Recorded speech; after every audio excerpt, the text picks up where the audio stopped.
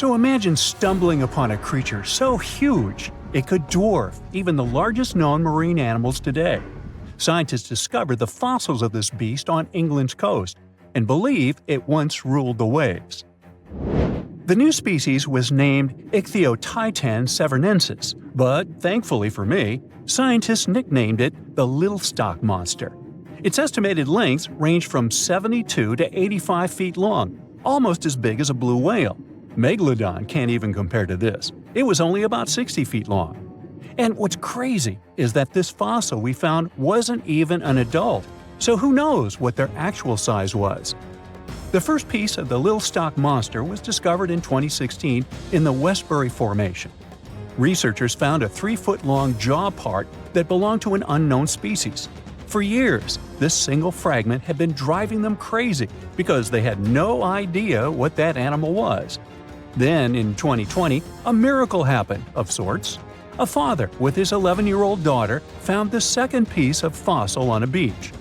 This discovery led to more findings.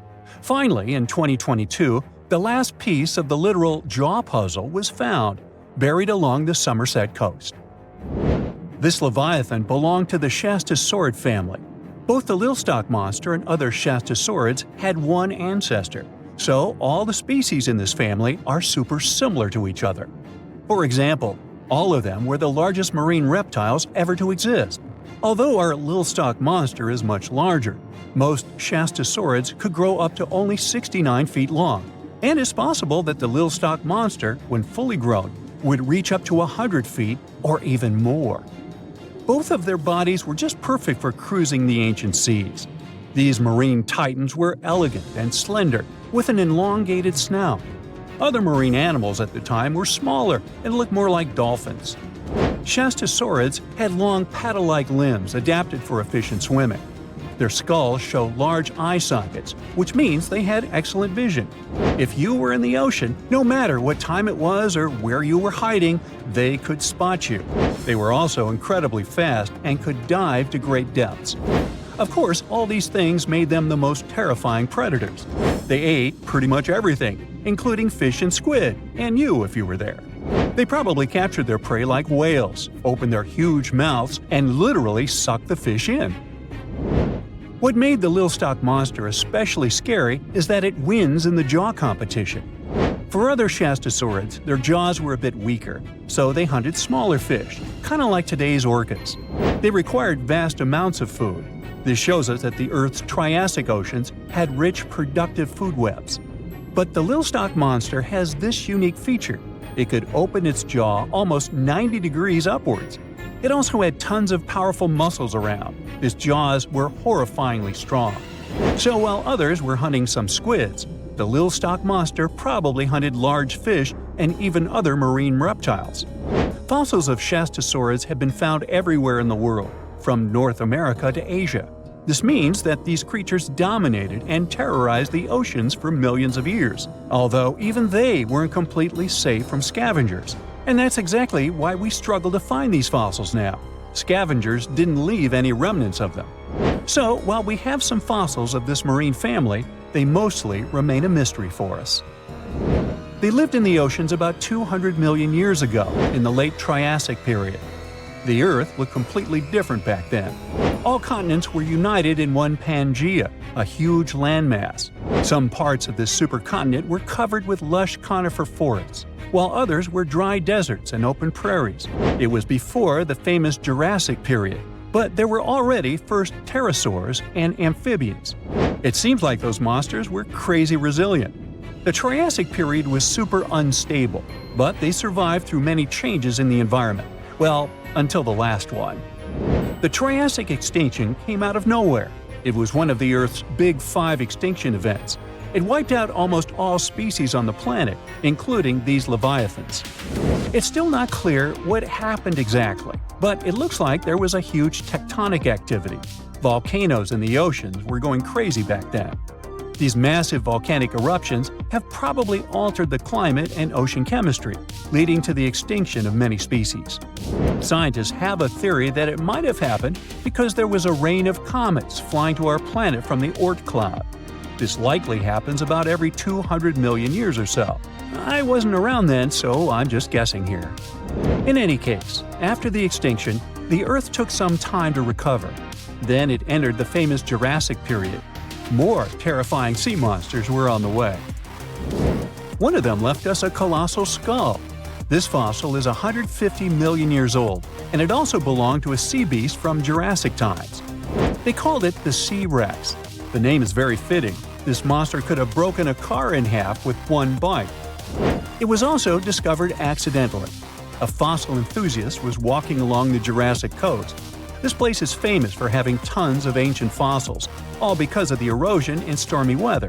Typically, people find small spiral fossils here. However, this time, he discovered a giant sea monster fossil. Excited, he contacted scientists. They arrived at the spot right away and then had to carefully climb down a cliff to search for the rest of the skull. This fragment alone is 6.5 feet long. Turns out, it's a newly discovered species of pliosaurs, giant predators of the ancient seas.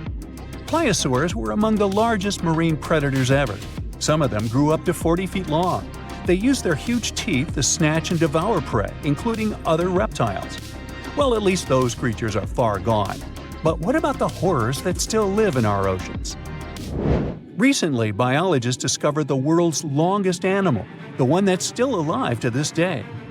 They found it off Australia's coast, on the Gascoyne coast, a very mysterious and unexplored place. There, underwater vehicles stumbled upon a frightening 150-foot-long siphonophore that's twice as long as many blue whales and 3 times as long as a humpback whale. Doesn't it kind of look like one of those toy string worms? But this creature isn't friendly at all. It's a string-like deep-sea predator. What's even more scary is that this isn't actually one creature. It's a colony of small clones working together as one. Basically, collective consciousness. Ooh, Borg. Together, they stretch out like a single long string in the water. This creature might be the longest siphonophore ever found, and it was discovered at a depth of around 2,000 feet. Siphonophores, similar to jellyfish, capture their prey by dangling stinging tentacles in the water. When their tentacles touch small crustaceans and fish, they get paralyzed, and then they're reeled up to the colony's body. Expeditions to Western Australia's underwater canyons were definitely worth it. Together with that siphonophore, scientists have discovered up to 30 potential new marine species.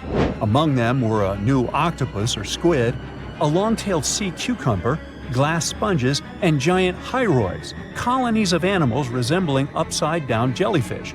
None of them have been seen before in Australia.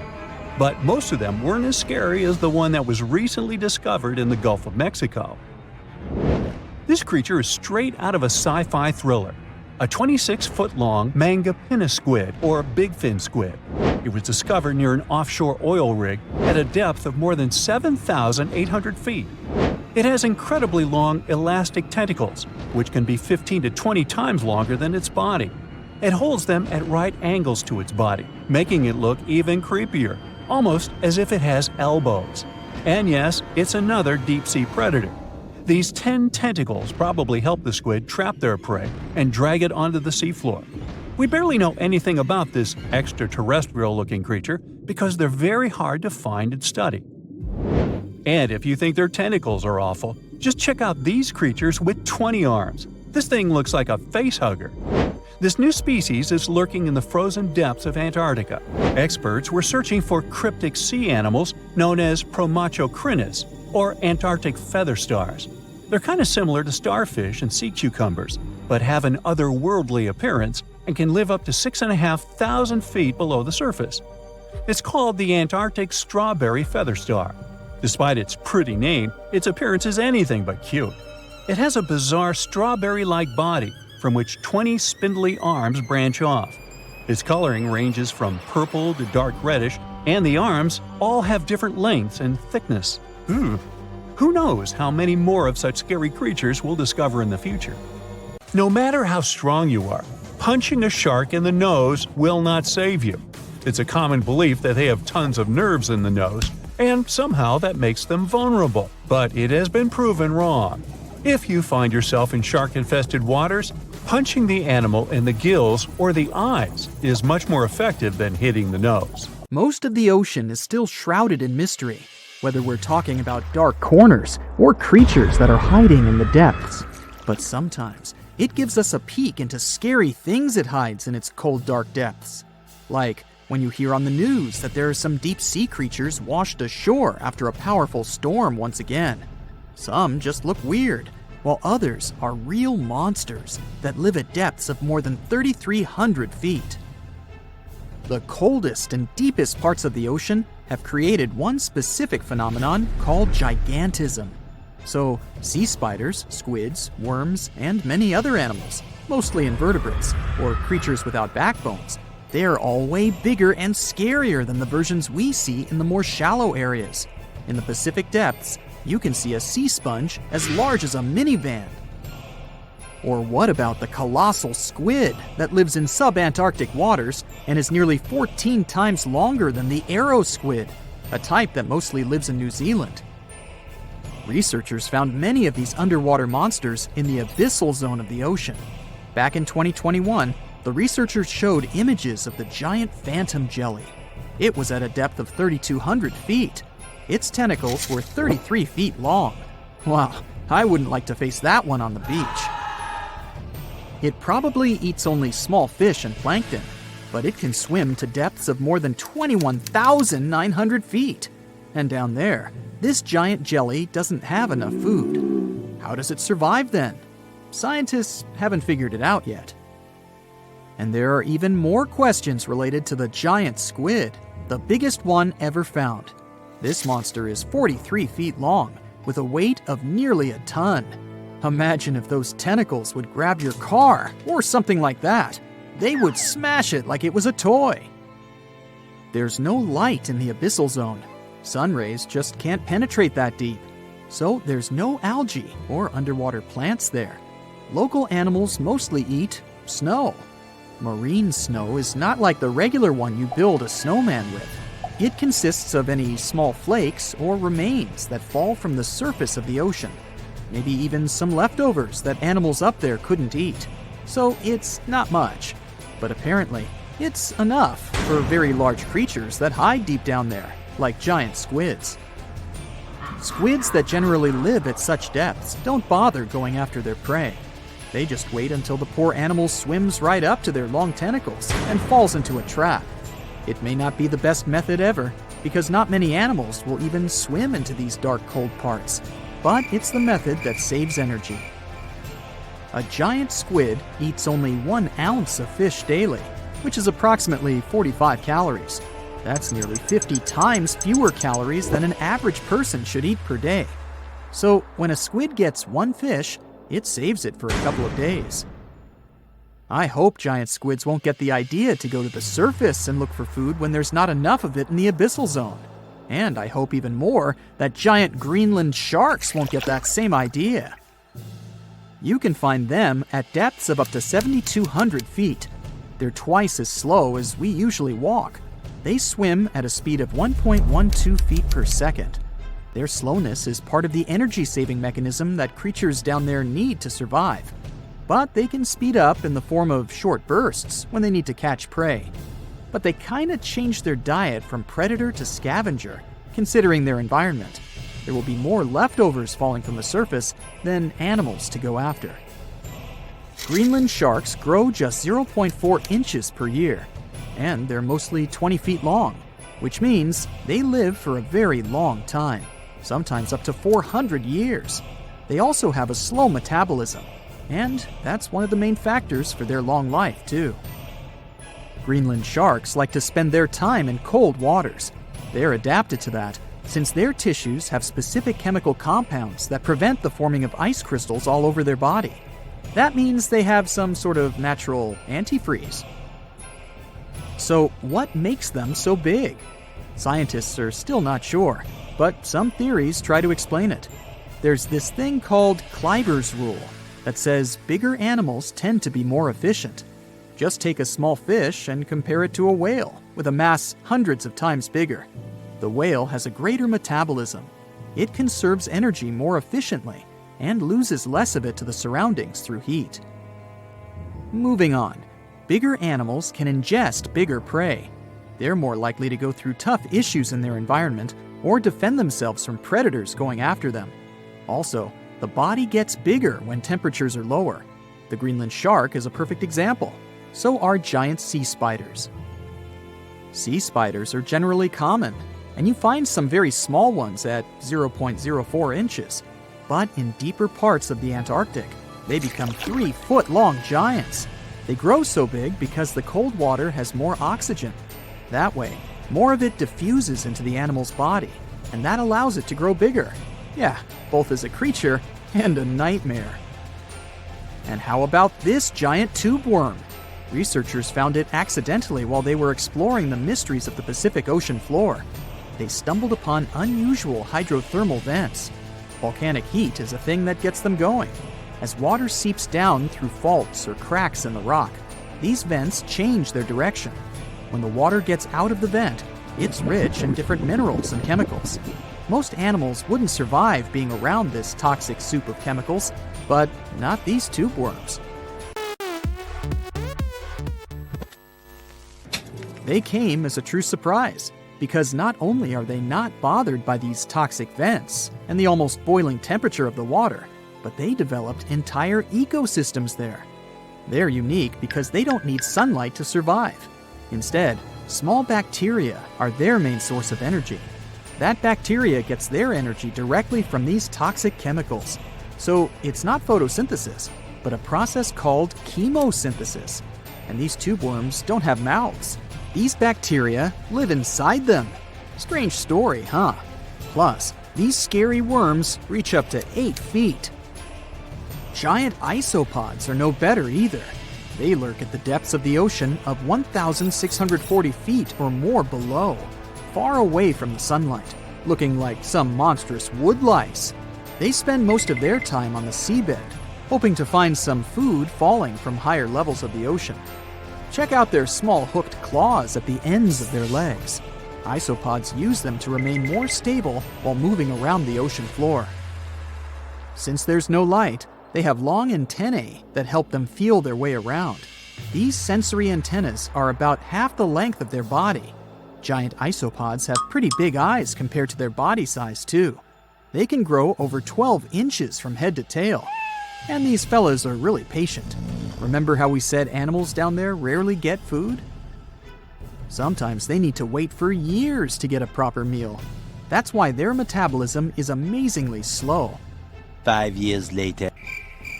They can go for 5 years without eating anything. Imagine that. I get hungry just talking about this. In 2006, a biologist did research to compare the differences between the shallows and the deep sea regions. He realized the deep sea mirrors the island rule. First, isolated parts of land develop biodiversity you won't find anywhere else. Second, small-bodied life there grows much bigger when it's isolated, compared to life on large land masses. Resources are limited, but also competition and predators. And we don't know much about these deep-sea creatures. It's too expensive and too complicated to carry out such research. So we'll just wait for more raging storms to show us at least part of the monstrous world cold ocean depths hide. If you could dive right into the mysterious darkness of the ocean depths, who knows what you'd come upon? Legends that are hundreds of years old mention some giant sea monsters hiding deep down below the ocean waves, like the Kraken, the Loch Ness Monster, the Hydra, Leviathan, and so many more.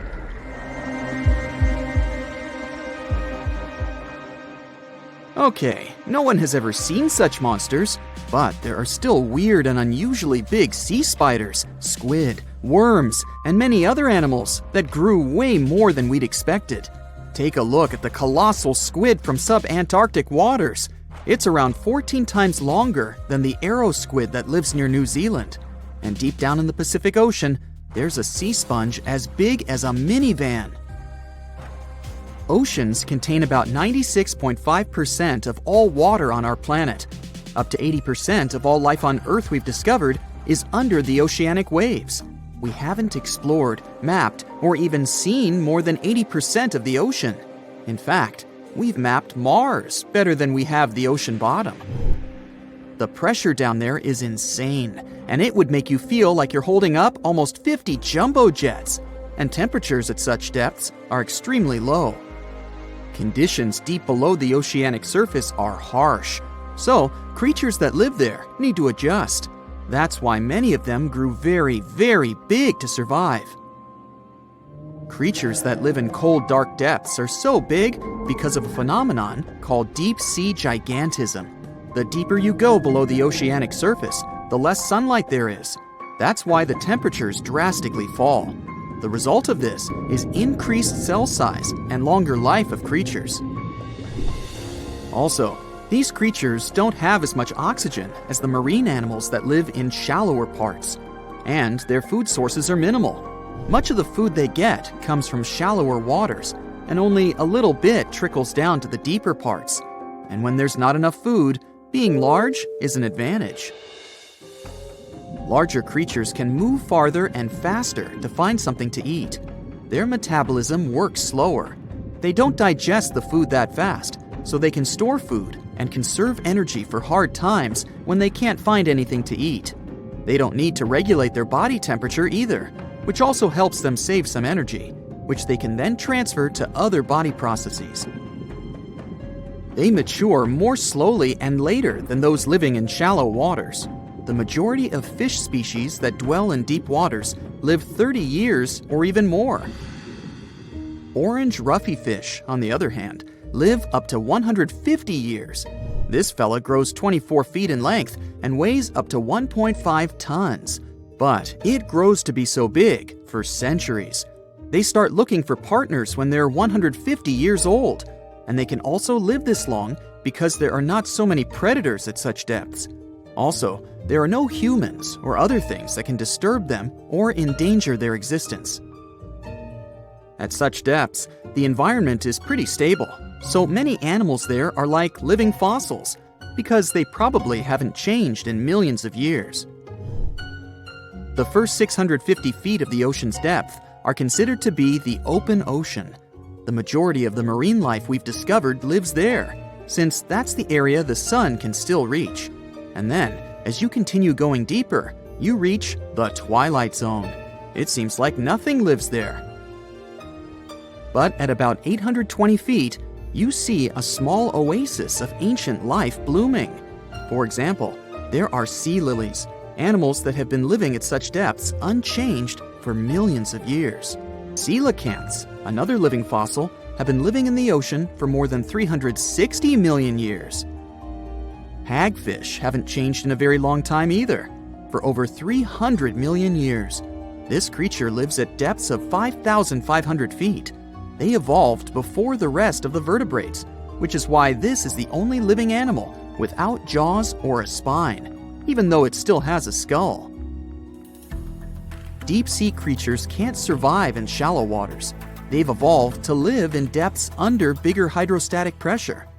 Humans and other organisms that have internal spaces filled with gas would end up crushed if we could go to such depths. That's why deep-sea divers always need to wear special dive suits designed for surroundings with higher pressure, even though they're not going that deep to the areas where these giants live.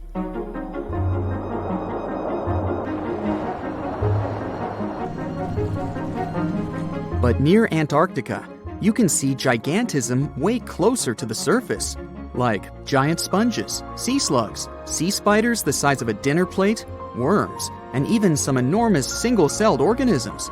They all tend to chill in shallower waters. Scientists are not sure why exactly, but they think it could have something to do with oxygen. Giant species use just a little oxygen, and the waters around Antarctica are pretty rich in it, which means there's hardly any limit to these animals growing bigger and bigger. Back to deep-sea creatures. As mentioned, they had to adjust to strong pressure, so they almost don't have any air gaps in their body at all. They're mostly water-based, and since water is incompressible, which means it's not something you can compress, it helps them stay unaffected at such high pressure. But because of all that, if they were to go up towards the surface, they'd probably swell up, maybe even explode. Just look at the blobfish, the one that takes the title of the ugliest animal in the world. It looks normal deep down below the surface, where its natural habitat is.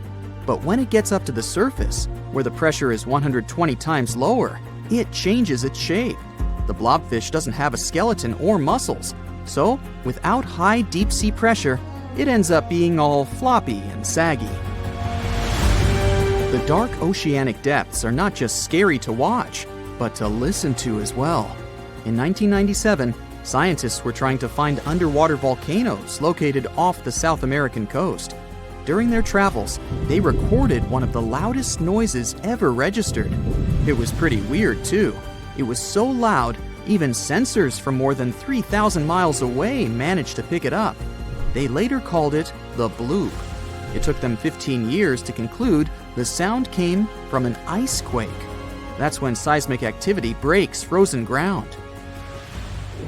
Water at the bottom of the ocean is not always extremely cold. There are hydrothermal vents on the seafloor, and the water that comes out of them can be up to 750 degrees Fahrenheit.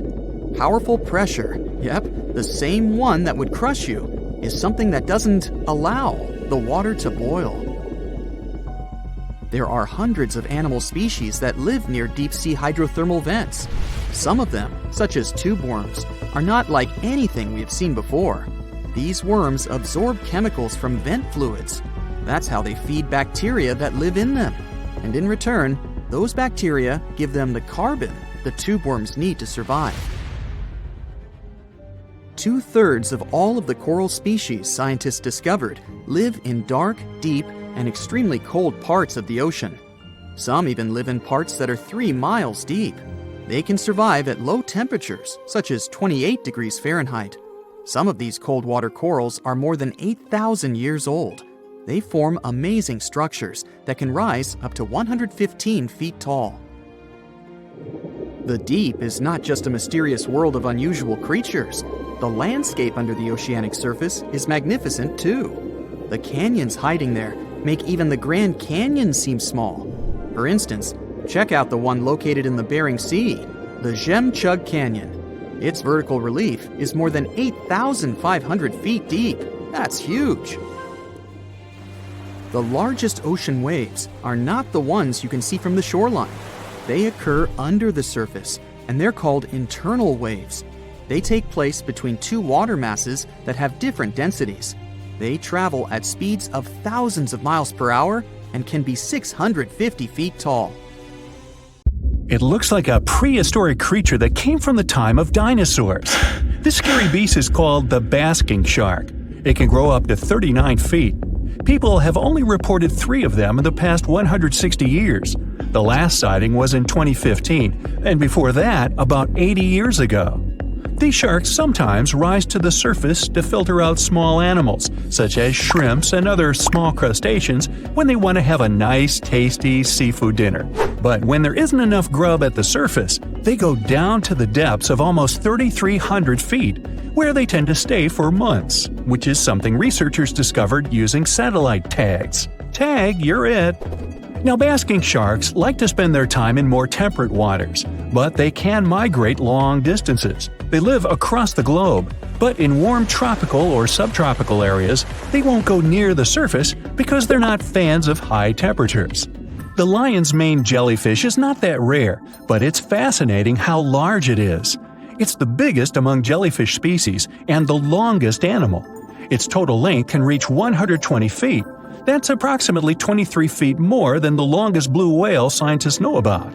The jellyfish has around 70 to 150 tentacles, and they all contain huge amounts of neurotoxins that can seriously harm you if you come in contact with the animal. But people don't usually come across this type of jellyfish because it rarely lives near the coast, preferring the open ocean.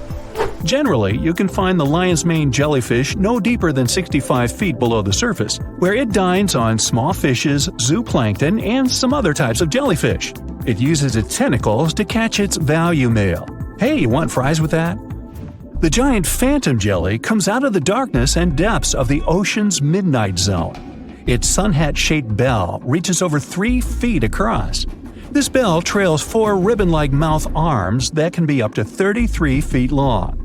This quite rare creature uses its mouth arms to catch unfortunate animals swimming around and not knowing what's coming for them. Giant phantom jelly propels itself through the water with periodic pulses coming from its orange head. It glows faintly and mysteriously in the pitch-black depths. It lives across the globe in all the oceans except for the Arctic. I'm guessing it's too cold. Because of its odd shape, people often call the oarfish the dragonfish or sea serpent. It's about 26 feet long, which makes it the longest bony fish we know about, and lives at depths of 3,300 feet. Oarfish spend most of their time in the deep, dark parts of the open ocean in tropical and subtropical areas. They almost never come to the surface, unless, invited.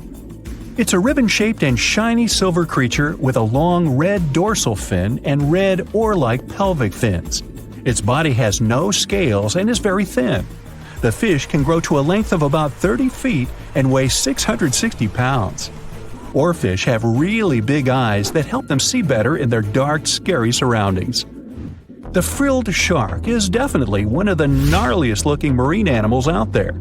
If you saw it somewhere, you'd probably think you went back to the age of dinosaurs. Yup, the frilled shark is a prehistoric creature because its roots go back 80 million years. This living fossil can grow to be 7 feet long. It got its name from its frilly gills. Even though frilled sharks have the shark part in their name, they swim similar to an eel in a distinctly serpentine way. Its mouth is terrifying. Similar to the maw of the great white shark, it has 300 trident-shaped teeth lined in 25 rows. Hey, come a little closer, huh? Researchers discovered this creature in the 19th century, but people rarely see it, and no wonder. It usually lives at depths of between 390 and 4,200 feet.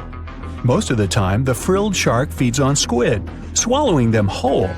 Its long jaws allowed the frilled shark to gape extra wide and swallow animals half as long as its entire body.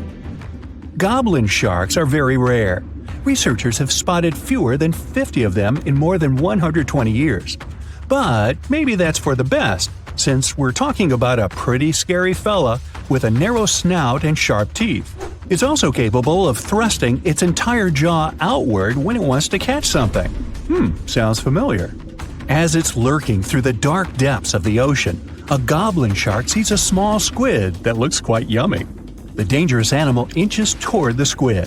When the poor creature notices the predator, it tries to dart away, but it's too late. The shark has already thrust its jaw the whole 3 inches out of its mouth. This jaw is connected to the flaps of skin the shark can unfold. This helps a lot because the goblin shark is a sluggish animal, so it's pretty hard for it to chase its food. After finishing its lunch, the goblin shark puts its jaw back in its mouth and swims away as if nothing's happened. Goblin sharks mostly live at the bottom of the ocean.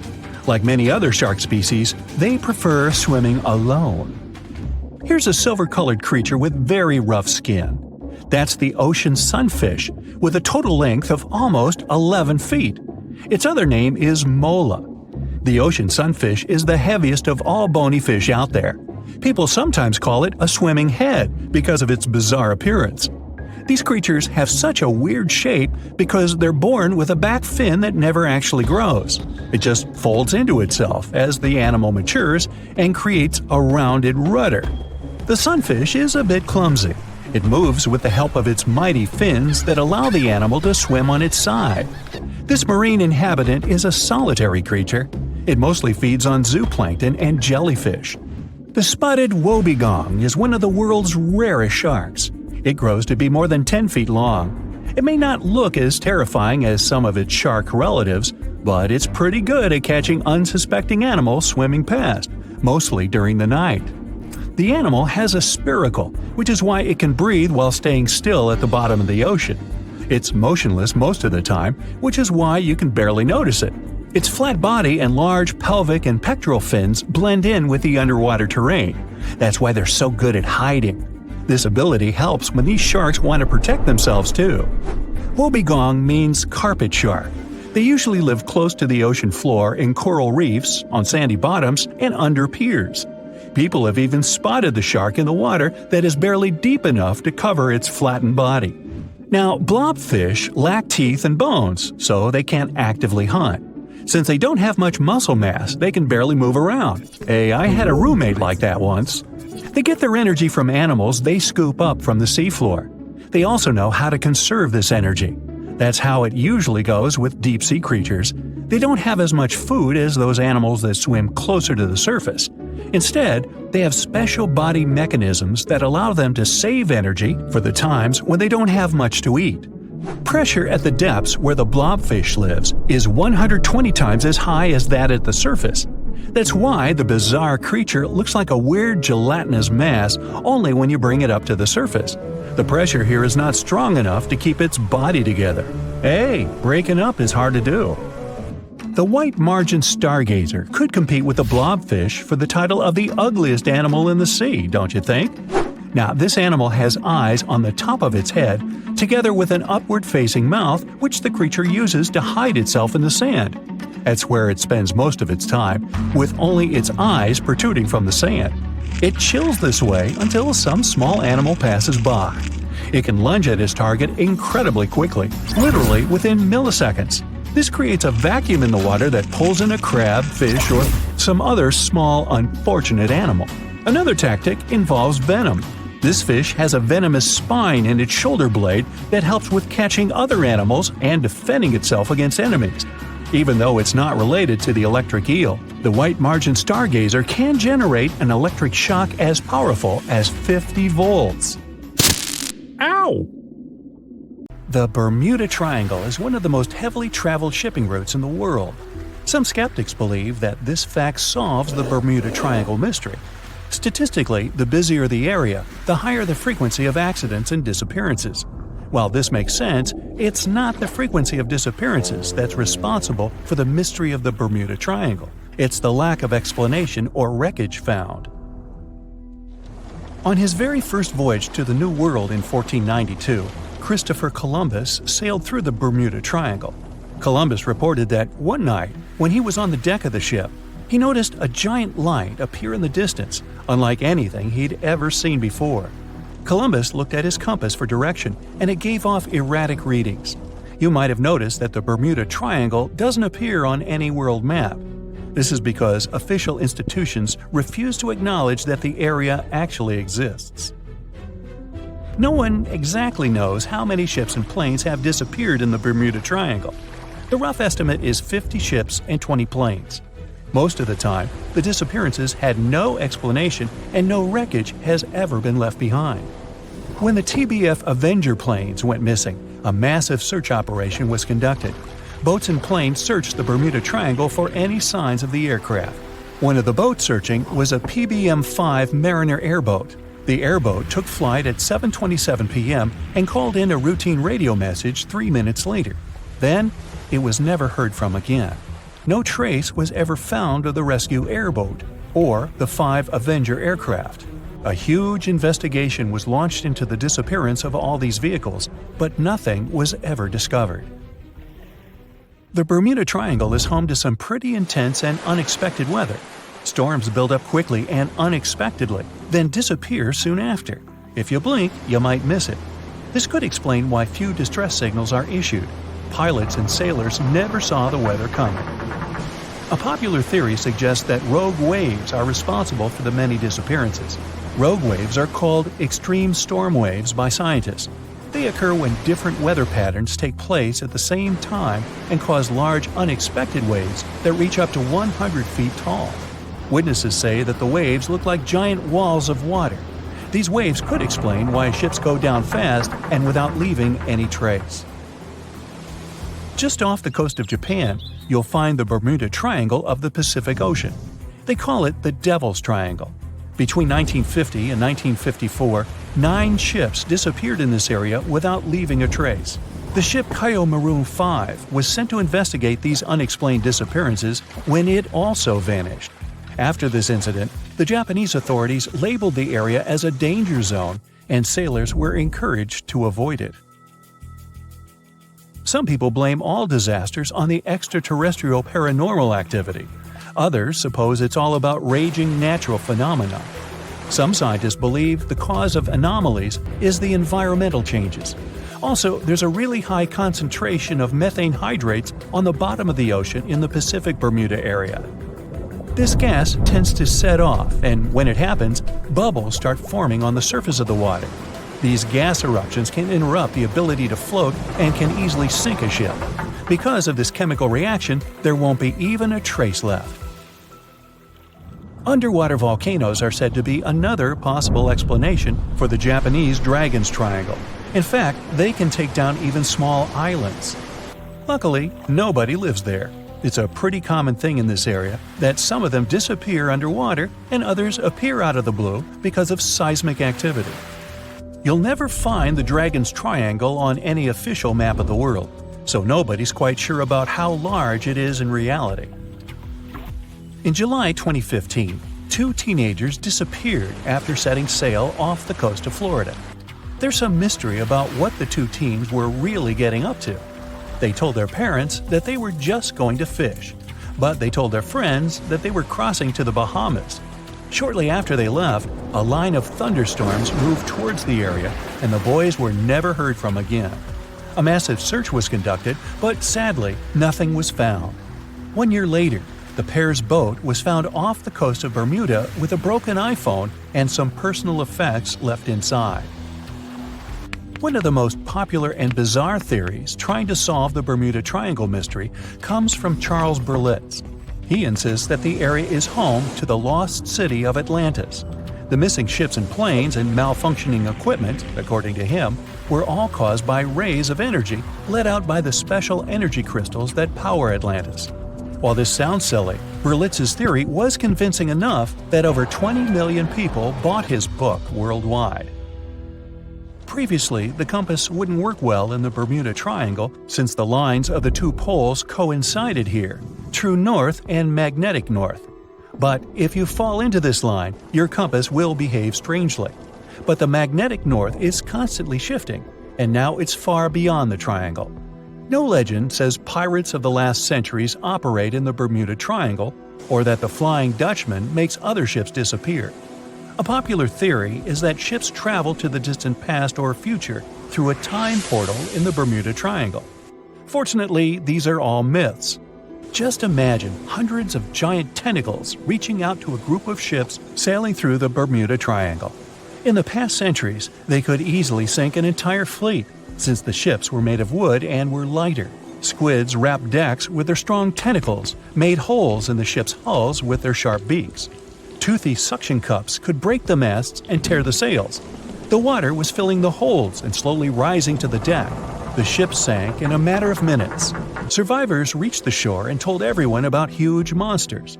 This is how the legends of the Kraken appeared. Fortunately, now people have sonars and equipment for monitoring the sea space. They say the main reason why this place is so enigmatic must be the magnetic fields that form this ominous triangle.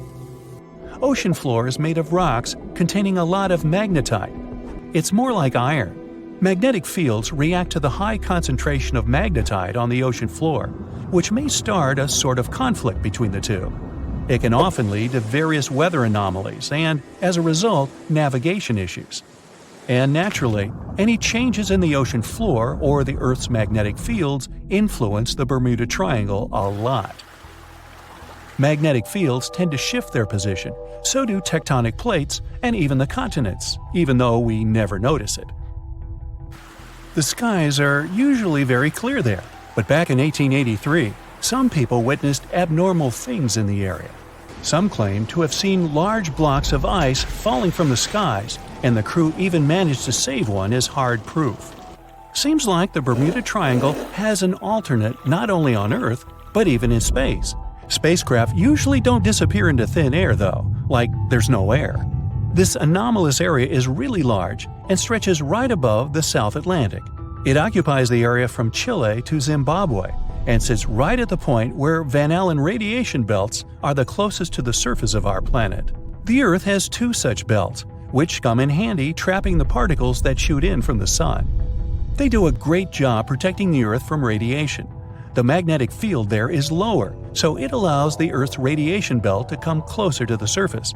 Whenever a satellite passes by, it will be exposed to radiation, which might lead to serious damage. So, no satellite can take pictures of it. The South Atlantic anomaly is part of the Earth where natural radiation just flows out of control. Still, there is little evidence that all these triangles are really dangerous.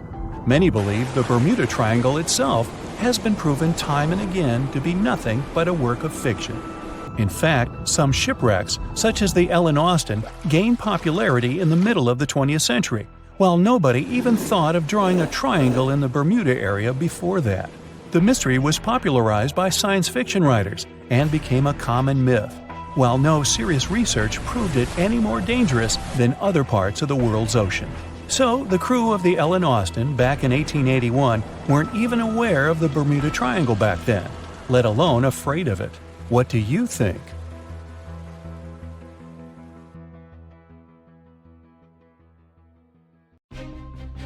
"450 million years ago," no, I wasn't around then, the sea level was higher, coral reefs started to form, the climate on our planet was stable and warm, not even dinosaurs were around yet. The time when bony and jawed fish we know as sharks appeared. They've been dominating the oceans and making other marine creatures flee in fear ever since. Many of them, like great white sharks, have evolved and adjusted to life in the open ocean as hunters with a pretty high position in the food chain. They're less diverse today than before. One of the reasons is the asteroid strike from the age of dinosaurs. After it reduced the number of shark species, only smaller and deep-water kinds that ate primarily fish survived. They started getting bigger over time. Near the surface, sharks such as makos or great white ones develop faster movements and are somewhat between gray and blue to blend in with their surroundings. The epaulet shark can even walk on the land. It can't take a walk on the beach because it can't breathe outside of the water, but it lives on coral flats in shallow tropical waters, so it can walk in kind of a crawling motion. But deep down below, there are mysterious, alien-looking, often huge shark species that didn't come to the surface, which is why they didn't need to adjust to the new environment and different conditions. They haven't changed a lot through time, so they're some living fossils. These creatures mostly don't have 5 gill slits, the most common number, but 6 or 7. It's because there's less oxygen the deeper you go in the ocean, so they need more gill slits. Sharks on the surface evolved to have fewer gill slits.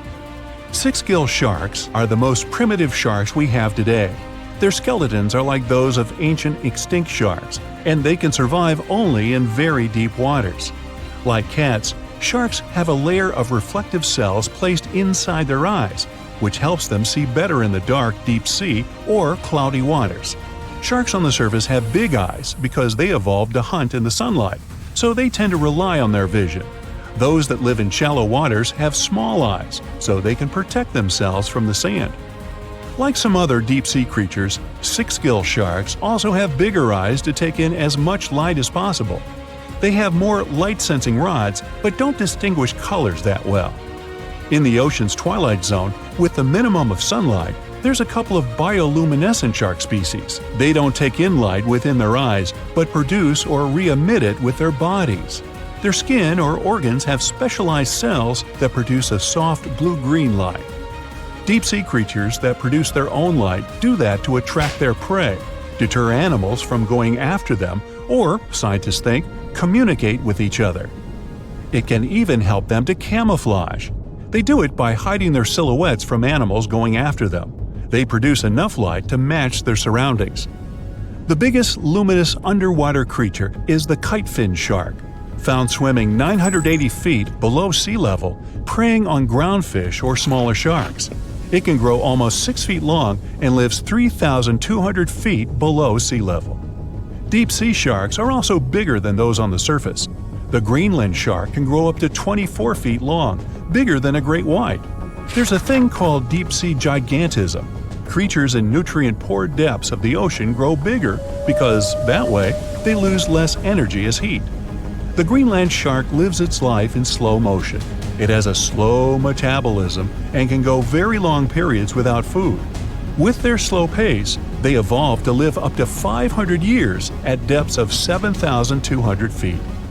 Sharks in shallow waters catch their prey relying on agility and speed, but for them it's easier because there's plenty of food on the surface. Deep-sea sharks, with less food and slower life rhythm, had to develop a different style. They're more opportunistic, definitely not picky, and don't care if their future meal is alive or not. Frilled shark, another living fossil from the darkest depths, hasn't evolved much through time, and they're one of the last of their kind, with all of their relatives already gone extinct. It grows up to 7 feet long, primarily hunts on squid, and catches other sharks and fish. It looks like a dinosaur, a snake-like face, a long, smooth, thin body that moves in a serpentine way. It can propel itself with the power of its tail and curl like snakes. They don't swim in a straight line like other sharks. Cookie-cutter shark grows up to 20 inches. It got the name because of the way it feeds, biting off small pieces. It's a parasite creature, which means it feeds off bigger animals but leaves them alive. They have sharp teeth and sometimes even swallow those that fall off on purpose. Some researchers think it could be because they live in the depths that are nutrient poor. If they swallow the teeth, they could recycle calcium and other material from it. Prickly shark is a rare and unusual creature with many thorn-like denticles and 2 small dorsal fins. It lives mostly in the depths of the Pacific region up to 1,900 feet. Ghost sharks are not even real sharks, but fish closely related to them and rays. They have big pectoral and pelvic fins, 2 dorsal fins, pretty big eyes, and unlike their cousins, have a single external gill opening. Ghost sharks have slender tails and can grow up to 80 inches, silver to blackish color. They sometimes live in rivers and coastal waters, but also in the depths of the ocean of 8,200 feet or even deeper. They are pretty weak swimmers, so they tend to feed on invertebrates and small fish. Goblin sharks. Swimming through the deep sea, this creepy shark with a flabby body suddenly sees a small, innocent squid. It goes toward it, but the potential snack notices it and quickly starts moving to dart away. It seems like the plan could work at first, but then the shark suddenly thrusts the jaw of its mouth and catches the poor little squid in a second. After the meal is finished, the animal simply fits the jaw back into the mouth and goes away as if nothing happened. This is possible because it has a jaw connected to 3-inch-long flaps of skin, which is why it can unfold from the snout. It can grow up to 12 feet long with a weight of 460 pounds. Scientists think goblin sharks are mostly active in the morning and evening. The shark has a long, prominent snout and specific sensing organs on it. It uses them to sense electrical fields in the dark oceanic depths. Seven-gill shark is a big cow shark, brown to silver-gray on top, white underneath, black and white spots, with a thick body, a small dorsal fin, and a wide, blunt snout. It can grow up to 10 feet long, mostly lives in the depth of 1,870 feet, but you can also find it in deep channels and bays. It can be aggressive toward humans if provoked, so don't. Like most deep-sea creatures, it's an opportunistic hunter that's not quite picky but likes to go after dolphins, seals, porpoises, and other marine animals. Megamouth sharks mostly live in the depths of 15,000 feet and spend most of their time in the dark, like me. Scientists discovered it in 1976 because it went near the surface at night to feed on zooplankton. That's the only time these sharks go there. During the day, they return to their quiet, dark, and mysterious depths. They are filter feeders, which means they keep their mouths wide open while swimming, so they filter the planktons they like to eat. There are organs that produce light inside of their mouths, which attracts potential prey, such as pelagic crustaceans. These sharks live in the deep parts of the ocean, but you can rarely find them below almost 2 miles. Scientists think some other, stronger bony fishes outcompeted them. Deep parts of oceans became oxygenated around 70 million years ago, and sharks have been around way longer. But bony fishes adjusted and adapted efficient ways to use oxygen, while sharks were slow with adaptations, so they lost. Also, oceanic depths are way colder, which is challenging for fish and the rest of cold-blooded animals because the speed of their metabolism widely depends upon the external temperature. The stonefish. Stonefish aren't going to win any beauty contests, unless the pageant is for best rock look-alike. Their tiny unreflective eyes and rough skin blend in perfectly with their environment. A large head, an even bigger mouth, and a home full of, yeah, it's rocks. And just because you're on the beach doesn't mean you're safe. Stonefish can survive for 24 hours out of the water. Stepping on one or even handling one won't be that fun. Their dorsal fin spines have extremely strong venom. It shoots out when they get stepped on, and it can lead to paralysis or even heart failure. You'll need help fast. No wonder they're one of the most dangerous creatures in the water, or anywhere. Be careful when scrambling around rocky areas. They love to play hide and seek. The deep sea dragonfish. If there were a prize for the most hideous fish in the ocean, the deep sea dragonfish would win. With slimy, scaleless skin, massive teeth, and a face only a mother could love, this bad boy of the sea is nothing to mess with. It likes to swim between 700 feet and 6,000 feet below the surface of the ocean, where the waters are the darkest and coldest.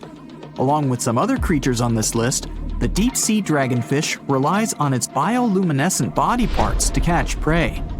It also uses its hanging appendage, which boasts a little red light on the end, coming out from its lower jaw. Many fish mistake this little light for prey, luring them right into the jaws of the deep-sea dragonfish. Very clever dragonfish, very clever indeed. The fangtooth. The Mariana Trench is an underwater trench with a depth of 35,000 feet, nearly 7 miles below the ocean surface. Let that sink in. While scientists know the Mariana Trench exists, it's one of the least explored places on Earth. It's also the deepest area of Earth's oceans. And although many creatures down there probably haven't even been seen by humans yet, scientists have had the creepy pleasure of getting to know the fangtooth. The fangtooth fish shamelessly lives up to its name. Just look at that thing. The fangtooth is carnivorous and feeds on just about anything it can find that gets caught in its sharp-toothed mouth. These fish rely on their contact chemoreception to find prey. In other words, they can sense chemical residue that comes off of other living organisms in the deep sea.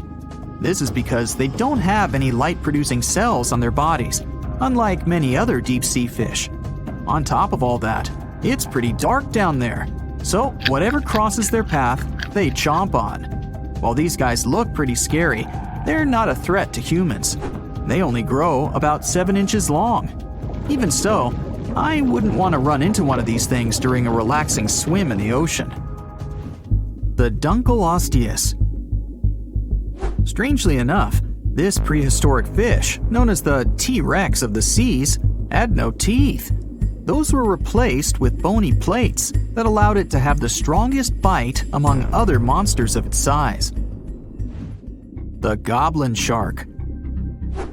If you thought the movies about sharks were scary, this next deep-sea creature will make you swear off going for dips in the ocean forever.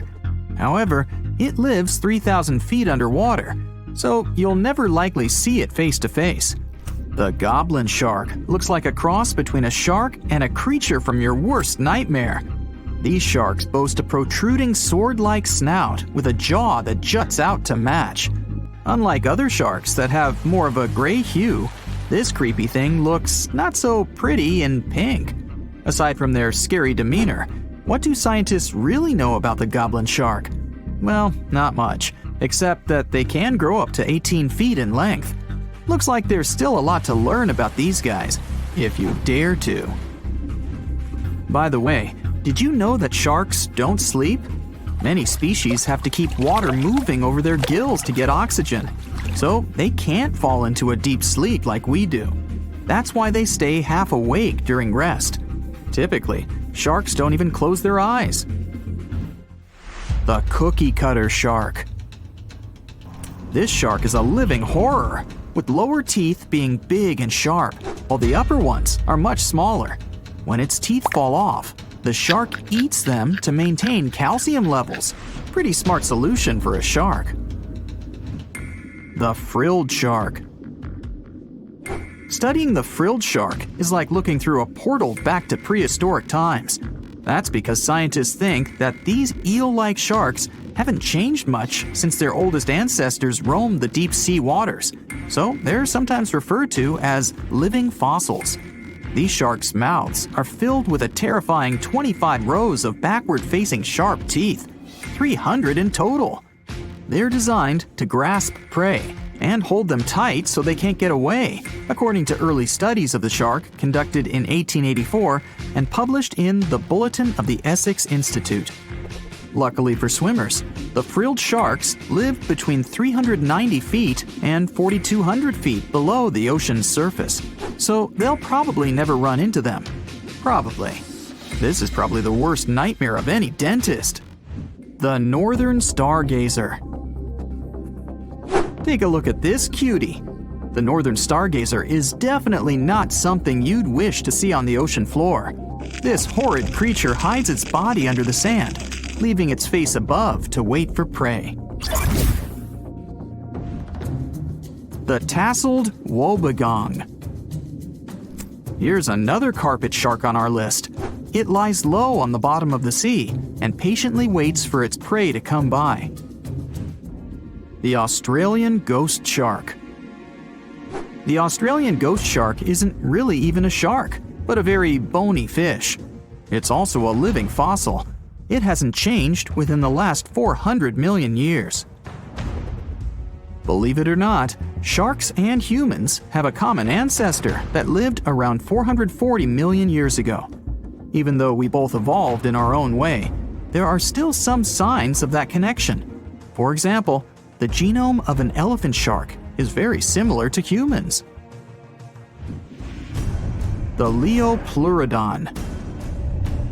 This list of terrifying creatures would be incomplete without mentioning the terrifying and prehistoric Leopleurodon. This carnivorous marine reptile existed during the Colovian stage of the Middle Jurassic era and ruled the waters at 9 feet in length. Scientists believe Leopleurodon thrived in this deep-sea trench because of its ability to swim long distances and its 4 paddle-like limbs. While they probably weren't able to propel themselves toward prey like other animals of the area, they did manage to accelerate and attack very ruthlessly and efficiently. Additionally, they relied on their long snouts to smell prey, which leads scientists to believe they didn't rely on sight for hunting. This means they could have thrived in the dark Mariana Trench. Around 150 million years ago, Leopleurodon became extinct due to competition for prey against other thriving marine reptiles. And I think I speak for all of us when I say, thank goodness for that. Considering that scientists have only explored 5% of the ocean floor and found some of the scariest sea creatures imaginable, one can only dream of what other animals reside in the deep sea waters. Perhaps it's best to keep them in your imagination. Am I right? The megamouth shark. This shark is a filter feeder, and it's friendly to humans, although its huge mouth can look quite threatening. Like basking sharks, it swims with its mouth constantly wide open, as if it were on Twitter. The gulper eel. This deep-sea eel has an easily distended belly that allows it to swallow prey twice its size in a single monstrous bite. They have very unusual jaw shapes and can reach about 2 to 3 feet in length. Do you see that large log near the ocean floor? Maybe it's part of an old ship. Treasure, gold, diamonds, I'm rich! Well, as you get closer, you notice something. It's swimming! It's not a shark or a dolphin, it's a saltwater crocodile! Now don't panic. If you bump into one of these reptiles in the sea, it's unlikely it'll think of you as food. Crocodiles have a special valve in their throat that stops them from drowning underwater, but that doesn't mean they can't bite. Usually, they're heading to a nearby island, and the quickest way there is to body surf. They can't really take the ferry, you know. Watching one from a distance should be okay. Just don't swim to shore right away. They love to ambush their lunch in shallow water. If there's one time I'd want to see a great white shark, it's when I'm diving with crocodiles. They'll gladly take a crocodile-sized nibble, given the right motivation. Texas is home to some of the oddest, creepiest, and most unusual animals you've ever heard of. It might come as a surprise, but this state is full of creatures you'll hardly see in other places. So, let's have a look at the most amazing ones. This truly beautiful bright blue creature is called the blue sea dragon. Despite such an imposing name, the critter is actually tiny. Usually no bigger than a grape. You may find it on the beach or floating beside you in the water. Now, you need to remember one thing. However pretty this little slug may look, never ever touch it. One tourist spotted a few of these pretty dragons on the shore of Mustang Island. He scooped one of the creatures up. He wanted to film it. Luckily, he put it back into the water before it could sting him.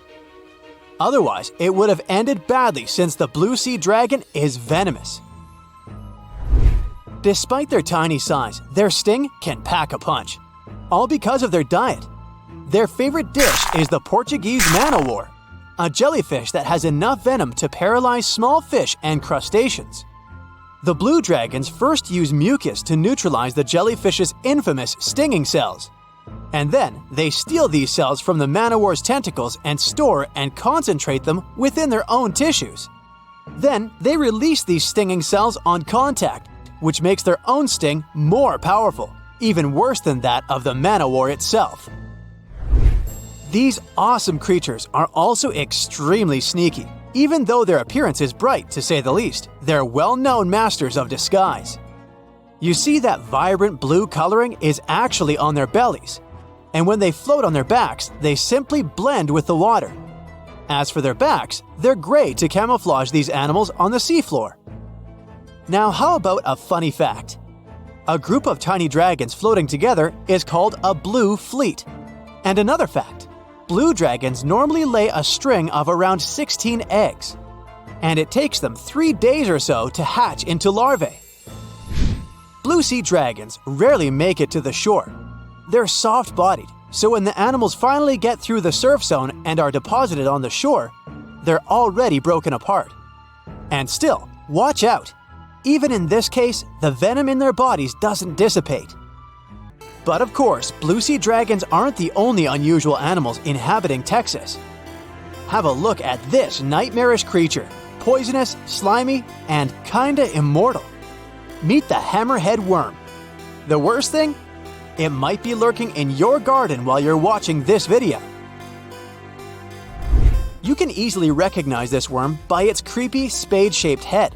It doesn't look like any other invertebrate you've ever seen. Or any other creature, that is.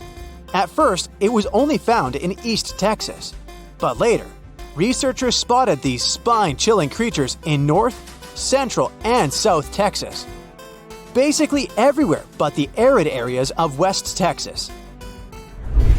One of the most terrifying things about this worm might be its length. This creature can grow as long as 1 foot. Luckily, such giants aren't very common. Most hammerhead worms only reach 6 inches in length. You can come across 2 species of these worms in Texas, and both of them will have a dark stripe down the middle. The larger of these 2 species munches on earthworms, which is actually a big problem. You might know that earthworms play an important role in keeping the soil rich in minerals and overall healthy. If earthworms disappear, plants in such areas won't be getting the nutrients they need. Even for humans and pets, meeting a hammerhead worm isn't the most pleasant experience either. Hammerheads are the only terrestrial invertebrates that secrete a very dangerous neurotoxin, the same as pufferfish produce. Thanks to the sheer size of the human body, touching a hammerhead worm won't hurt you too much, but it may still cause your hand to start tingling or even go numb. It's much more dangerous for pets. There have been cases when dogs ate hammerheads, which left them feeling sick for the whole day. Interestingly, these worms are native to Southeast Asia. But they must have mastered the art of hitchhiking, since in the early 1900s they were already found in the US. Keep in mind that if you want to get rid of a hammerhead worm, which is the best course of action, the worst thing you can do is chop it with a shovel. The thing is, flatworms reproduce by ripping themselves in half. So by cutting it, you actually help the populations of the worms, turning one into two. That's the reason why hammerheads are sometimes described as immortal, which is a bit of a stretch since these creatures can't survive in vinegar or salt. Now, even though you're safe from the hammerhead worm in West Texas, it doesn't mean you can't come across another dangerous animal, such as the land lobster from hell. These creatures are also known as Vinegaroons, and they're not real crustaceans, they're arachnids. Huh? Who would have guessed? Anyway, these 8-legged critters have a really nasty bite, but it's not the worst thing about them. Land lobsters, brace yourself, spray vinegar-like 85% acid from their tails. Mostly they do it to protect themselves, but it still sounds like an unfriendly thing to do, right? A land lobster can also pinch a finger that's gotten too close with its heavy mouth parts. At the base of their abdomens, Vinegaroons have long whip-like tails. That's why these arachnids are often called whip scorpions, even though they're neither related to scorpions nor have stingers. Summer rains lure these arachnids out of their burrows in search of food and love. Luckily, experts claim that land lobsters aren't poisonous to humans, but they're very likely to leave a mark with their large pinchers, which they use to capture insects. Vinegaroons can be considered useful since they eat millipedes, crickets, scorpions, and cockroaches. They hunt by sensing the vibrations of their prey with those long front legs of theirs. Since land lobsters prefer to come out after dark, you aren't likely to see one in the daylight. But if you stumble upon one, check it out. If it's a female, it may be carrying her hatchlings on her back. Now, imagine it's the middle of spring and you're walking among blooming flowers and greenery. Suddenly, you spot something extremely bizarre on the ground. The animal looks cute, fluffy, and soft-looking. The desire to touch it is irresistible. Watch out! The sting of the hairy caterpillar can pack a serious punch. This one is called the puss moth caterpillar, or asp. There are several stinging caterpillar species in Texas: the buck moth caterpillar, spiny oak slug caterpillar, saddleback caterpillar, and eo moth caterpillar. And touching any of them can lead to unpleasant consequences. If you had touched that pretty hairy thing in the park, you'd most likely start feeling a burning sensation and develop an itchy rash. In the worst case scenario, you'd even have to go to the emergency room. The main problem is that people react very differently to caterpillar toxins. Some may develop more severe reactions than others. Plus, how bad the consequences are also depends on the thickness of the skin in the affected area. In most cases, the unpleasant sensation and rash go away in a few hours or sometimes days. On the bright side, such caterpillars later turn into moths and butterflies that help pollinate flowers and trees. Getting rid of these critters means doing a massive disservice to the area where you live. Specialists are sure that coming across a stinging caterpillar won't lead to anything bad if you keep in mind the rule of thumb. If a caterpillar looks fuzzy, don't touch it. And the best solution to dealing with such creatures is educating people on what such caterpillars are, what they look like, and why it's dangerous to touch them with unprotected hands. Want to high-five a sea creature? Well, put your hand up for the Tasmanian red handfish. This fish doesn't swim like a fish. It walks. It uses its flipper-like hands to stroll around on the ocean floor. These bottom walkers are disturbed by swimmers and boats a lot. Some people even want to take them home as pets. I think it's better to just give them a wave and swim on by. The vampire squid. Its species name is Vampiroteuthis infernalis, which translates to vampire squid from hell. Oh yes, this vampire squid means to terrify everyone with its name, its dark red color, its spikes at the bottom, and the scary fact that it can basically turn itself inside out. The vampire squid loves putting on a good show, but it's as harmless as a kitten is to humans. It's as if Dracula scared the pants off you, but he didn't have blood-sucking fangs. The vampire squid feeds on food particles from plants and animal matter floating near the ocean's surface. Since they're not predators, they need good defensive strategies, and their vampiric look is designed to ward off large creatures who want to eat them. Turning themselves inside out is a defensive mechanism since the spiky areas in the inner skin are more intimidating. They also shoot out a substance that does not have color, but is packed with bioluminescent particles to distract predators. The vaquita. Going out on a boat off the coast of Mexico sounds like the perfect vacation. The sun, the blue water, the most endangered sea creature. Wait, what? The vaquita isn't dangerous, but don't expect it to stick around to say hello or sign any autographs. It's incredibly shy. This little cow, that's what it means in Spanish, is one tiny sea mammal. With those black markings around its eyes, it looks more like a sea panda to me. Seeing one should make you feel very special. They're on the brink of extinction, mostly because they got caught by accident in fishing nets. It's estimated that there's only 10 left in the wild. The blue dragon. This little creature looks like something out of a kid's fantasy movie. It's called the blue glaucus, casually referred to as the blue dragon or blue angel. It can be found in many places, the Atlantic, Pacific, and Indian Oceans. It's kind of a mollusk and it only grows to be about an inch long. What you think is the back is actually the mollusk's bright underbelly. It regularly floats on its back so that its blue colors help it camouflage with the water's waves. The blue dragon isn't just pretty, it's also smart. It usually feasts on Portuguese man-o'-wars, also known as Physalia physalis. The blue dragon stores their stinging cells for later use, in essence, stealing their defensive mechanisms. When the blue dragon is threatened, it releases those stinging cells it stored, directing them at an enemy to sting them with more power than the Portuguese man-o'-war would have been capable of. As they can store a huge amount of stinging cells, they can be a threat to humans. So, if you find one, don't pick it up. It's best to admire it from a distance. The barrel-eye fish.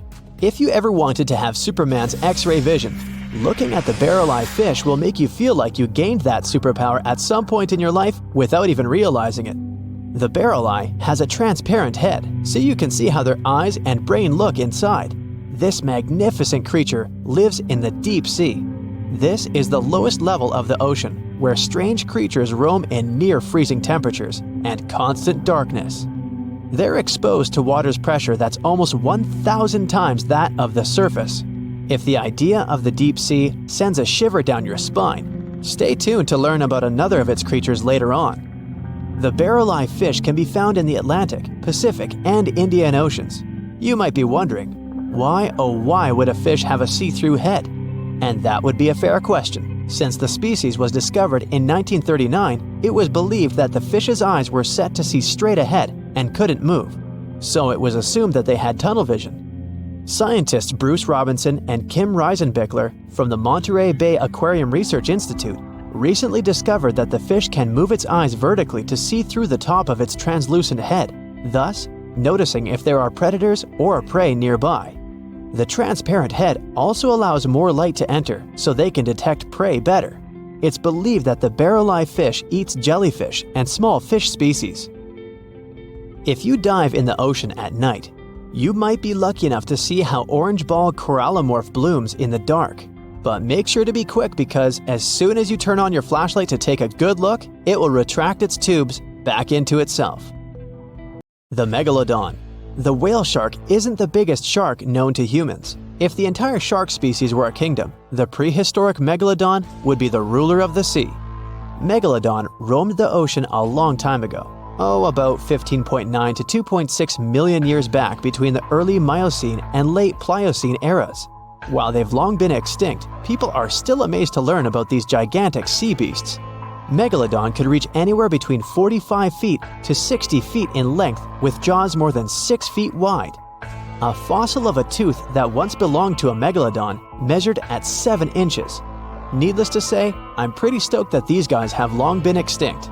But there's still some adventurers out there hoping to meet this monster one day. The Dumbo octopus.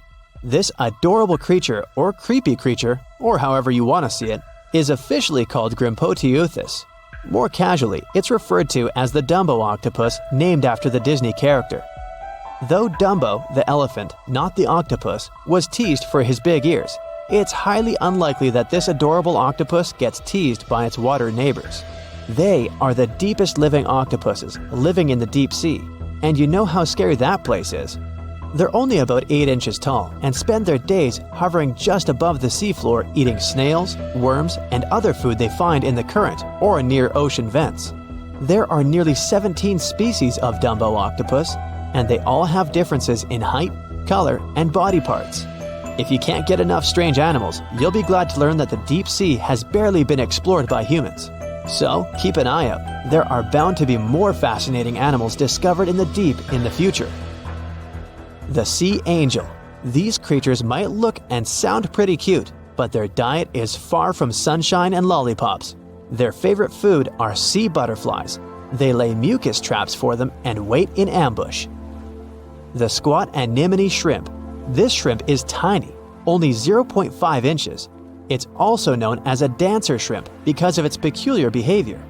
When agitated, it raises its bottom above its head and does a little dance. Divers also say it readily jumps on their hands and cleans them. The coconut crab. This guy may look pretty creepy, especially when the sun goes down. Mature coconut crabs are around 3 feet in length. Their preferred foods are coconuts, but they can also hunt down lizards and even large birds. The slender snipe eel. Slender snipe eel is a slim and long creature that's still a mystery for marine scientists.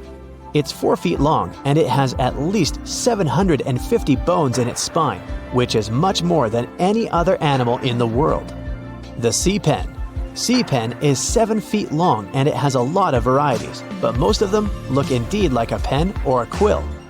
The similarity is even more striking when the animal has a water-filled bulb that anchors it to the floor.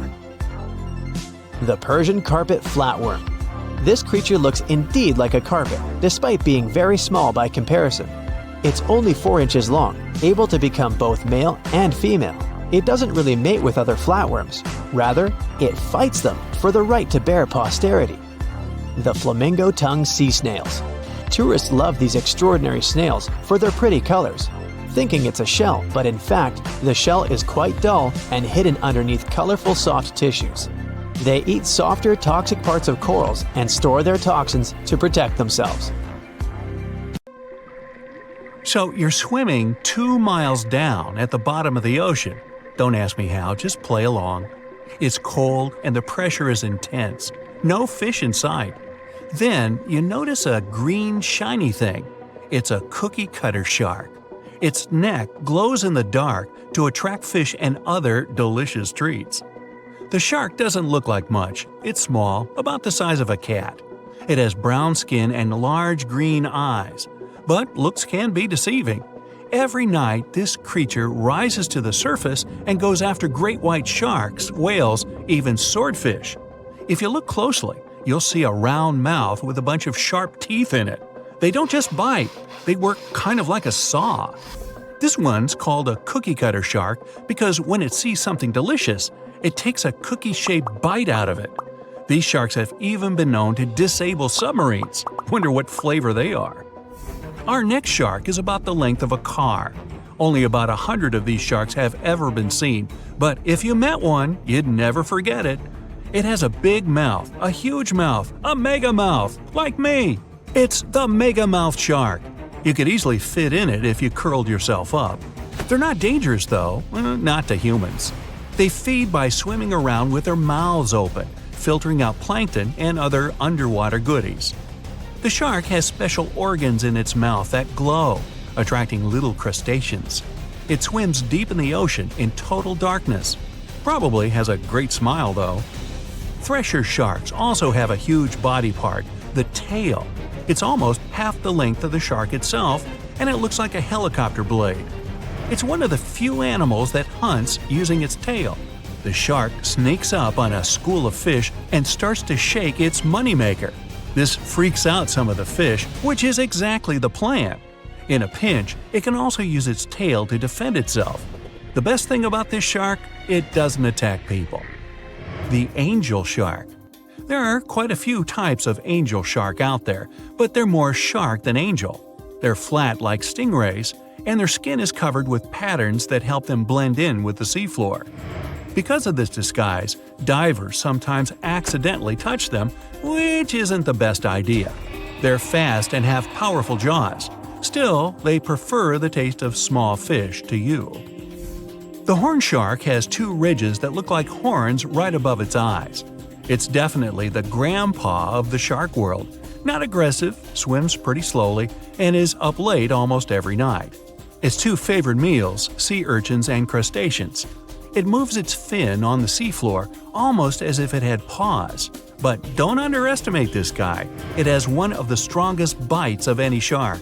It needs those strong teeth to crush the shells of its late-night meals.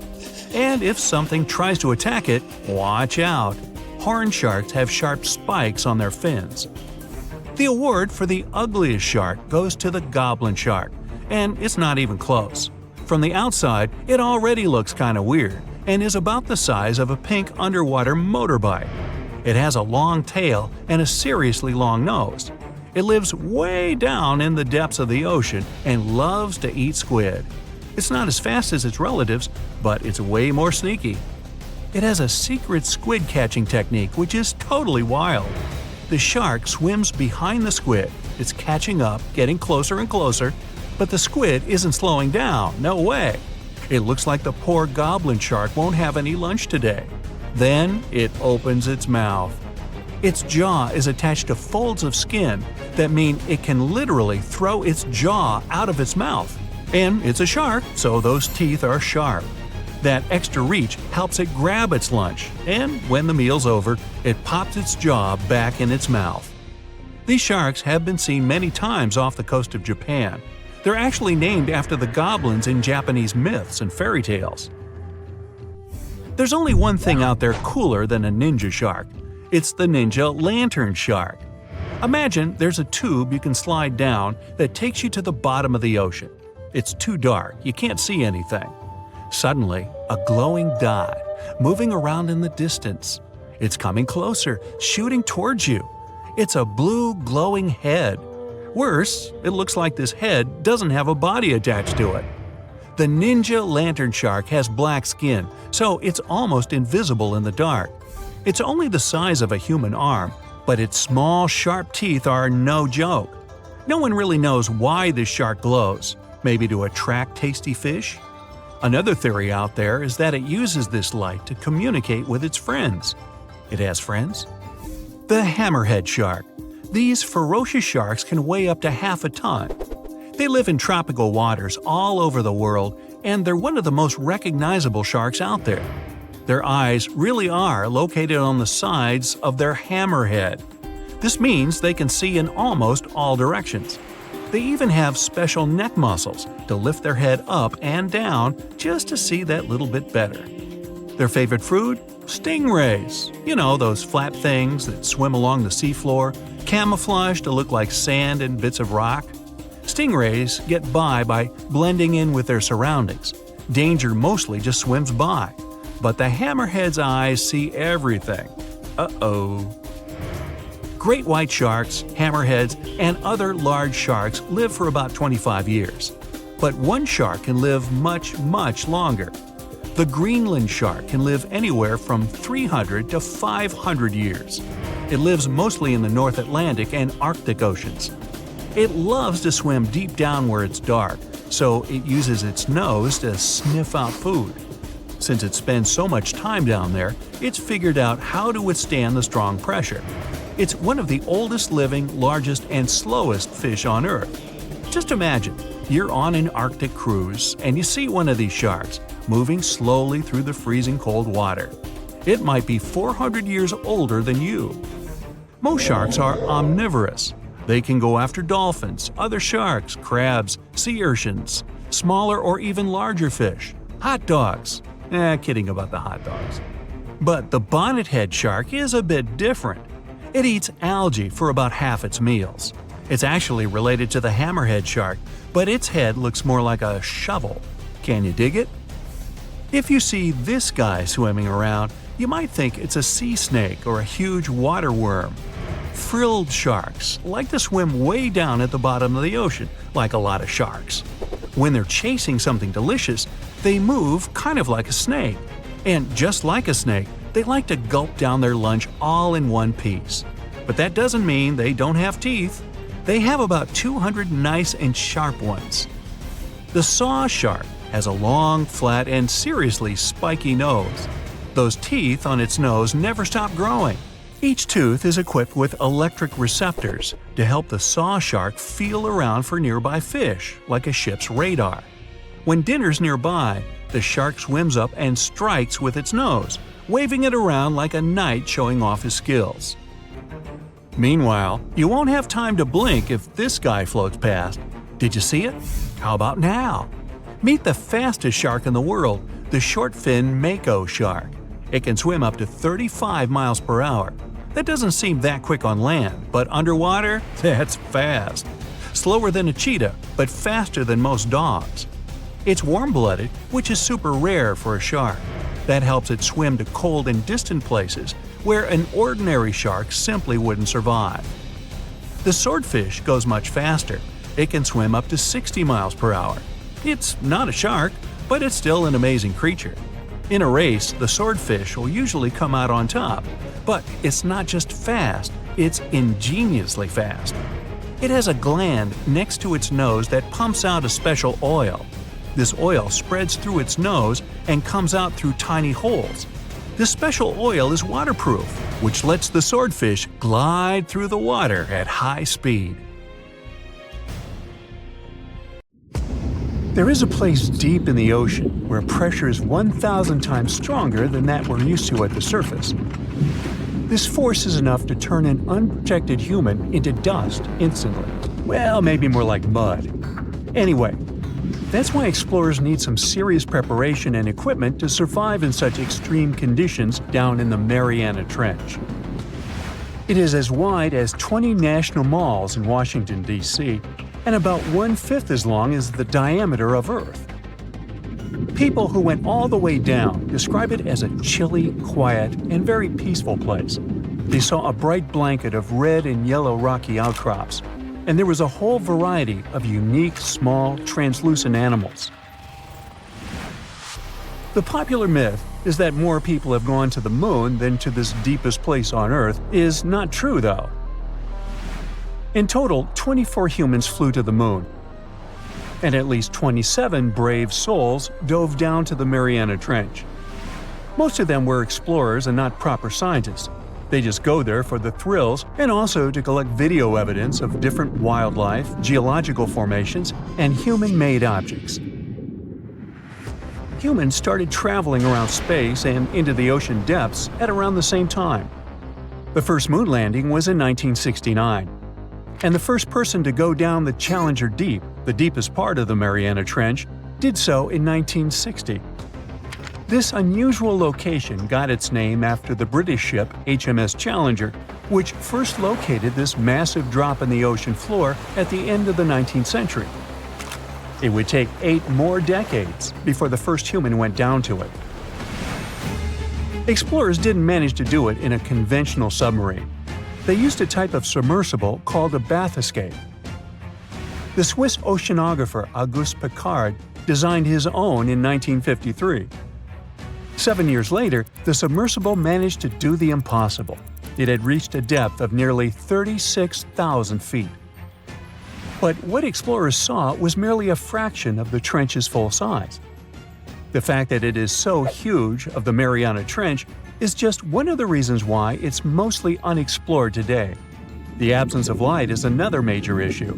Sunlight is incapable of reaching such profound depths, so the entire trench from top to bottom lies in absolute darkness. Because of such conditions, the ecosystem is a lot different than the shallower regions of the Pacific. This puts immense pressure on marine wildlife. Yeah, the pun is intended. Another reason why it's so challenging to survive there is the temperature. Water freezes at 32 degrees Fahrenheit. At the bottom of the Mariana Trench, the ocean is just a couple of degrees above freezing. One of the factors that hasn't let this area turn into a giant icicle is the fact that salt water has a slightly lower freezing point. The other reason is geothermal energy that warms the ground at the bottom of these just enough for it not to freeze. That's why submersibles need to have proper insulation to navigate these icy conditions. When they reach the bottom, researchers find out that this desolate and harsh climate is home to several animal species. They encountered arrow-toothed eels, snailfish, and spoonworms at various depths. There were even strange-looking translucent sea cucumbers and shrimp-like amphipods. The biggest surprise was microbial mats thriving on methane and hydrogen from the mud. Among the species, the Mariana snailfish looks like a master of the environment that can go farther and deeper into the trench to feed on prey than its competitors. Despite its seemingly fragile appearance, the snailfish has adapted to withstand extreme pressures, a superpower it wouldn't be able to survive without. The exotic life forms that live deep down aren't normal-sized, since deep-sea gigantism makes them grow significantly larger than their counterparts in other ecosystems. One example is the giant tube worm, which can be 6 feet long. Science has a hard time explaining the exact cause of this form of gigantism. Thermal vents are just one of the possible explanations. All of these factors might help explain the huge time gap in researching the Mariana Trench. The first successful dive after the 1960 expedition came only in 2012. That's when the famous Canadian film director James Cameron went down in the Deep-Sea Challenger. Because few scientists have gone that deep before or after Cameron, there is no map of the deepest point on our planet. We know very little about the oceans that cover 2/3 of the Earth's surface. Researchers have mapped out only 5% of them so far. Science still has a lot to discover in the Mariana Trench and other unexplored places on our planet. The Amazon rainforest stands as the best example of the world's most unexplored regions. The list of reasons why this part of South America is unknown starts with its wildlife: jaguars, anacondas, piranhas, black caimans, and Brazilian wandering spiders are just some of the creatures that pose a risk for researchers. Relentless year-round rainfall induces heavy flooding. Add to all this some treacherous river currents, and you can see why scientists have mapped such a small percentage of the Amazon to date. In just one region of Brazil, near Peru, there are at least 14 tribes that have never had contact with the outside world. The national authorities intend to keep it that way. Isolation of these indigenous people is the best way to protect their future. The same goes for a remote island in the Indian Ocean. After the tragic tsunami of 2004, helicopters flew over North Sentinel Island to make sure its inhabitants were alive and well. Meanwhile, the Sentinelese weren't thrilled. They took up bows and arrows to drive away the unwanted visitors. This tribe is one of the last uncontacted tribes on Earth. Although anthropologists and filmmakers visited the island in the late 1960s, we still don't know much about its indigenous population. It sits a long way off any shipping lanes in the Bay of Bengal. North Sentinel has no natural harbor, and it's surrounded by a shallow reef. This makes access to the island possible only by boat. The Indian officials who lay claim to the island have prohibited outsiders from visiting the island for safety reasons. The estimates on how many people inhabit the island vary significantly, from as few as 15 to as many as 500. The island is not tiny. It's about 5 times as big as London's Heathrow Airport. Apart from occasional contact during the past 2 centuries, the Sentinelese must have been isolated for a long time.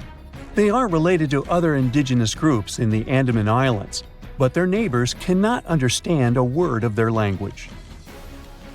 The continent of Antarctica has no permanent human settlements at all. The only people who periodically live there are international scientists.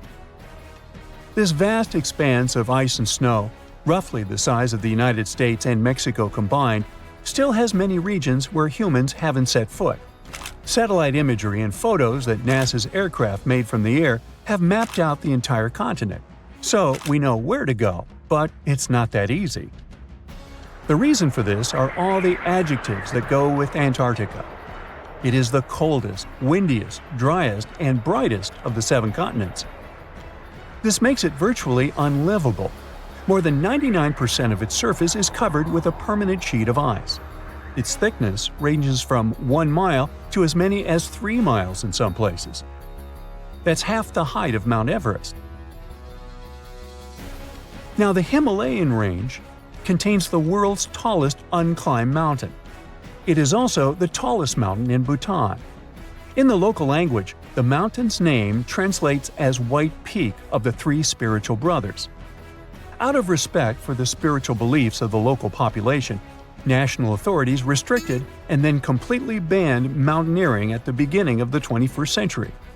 To this day, there is no evidence that any climber has ever managed to successfully reach the summit of this mysterious mountain. Well, hey there! We dive back in time and into the oceans over 500 million years ago, just, because we can. Whoa! Watch out! It's not Megalodon or giant sea reptiles you need to look out for here. It's a bizarre, unearthly-looking creature called Anomalocaris. The name means unlike any other shrimp, and I think you'll agree, it looks like a nightmarish cross between a shrimp and a modern-day centipede.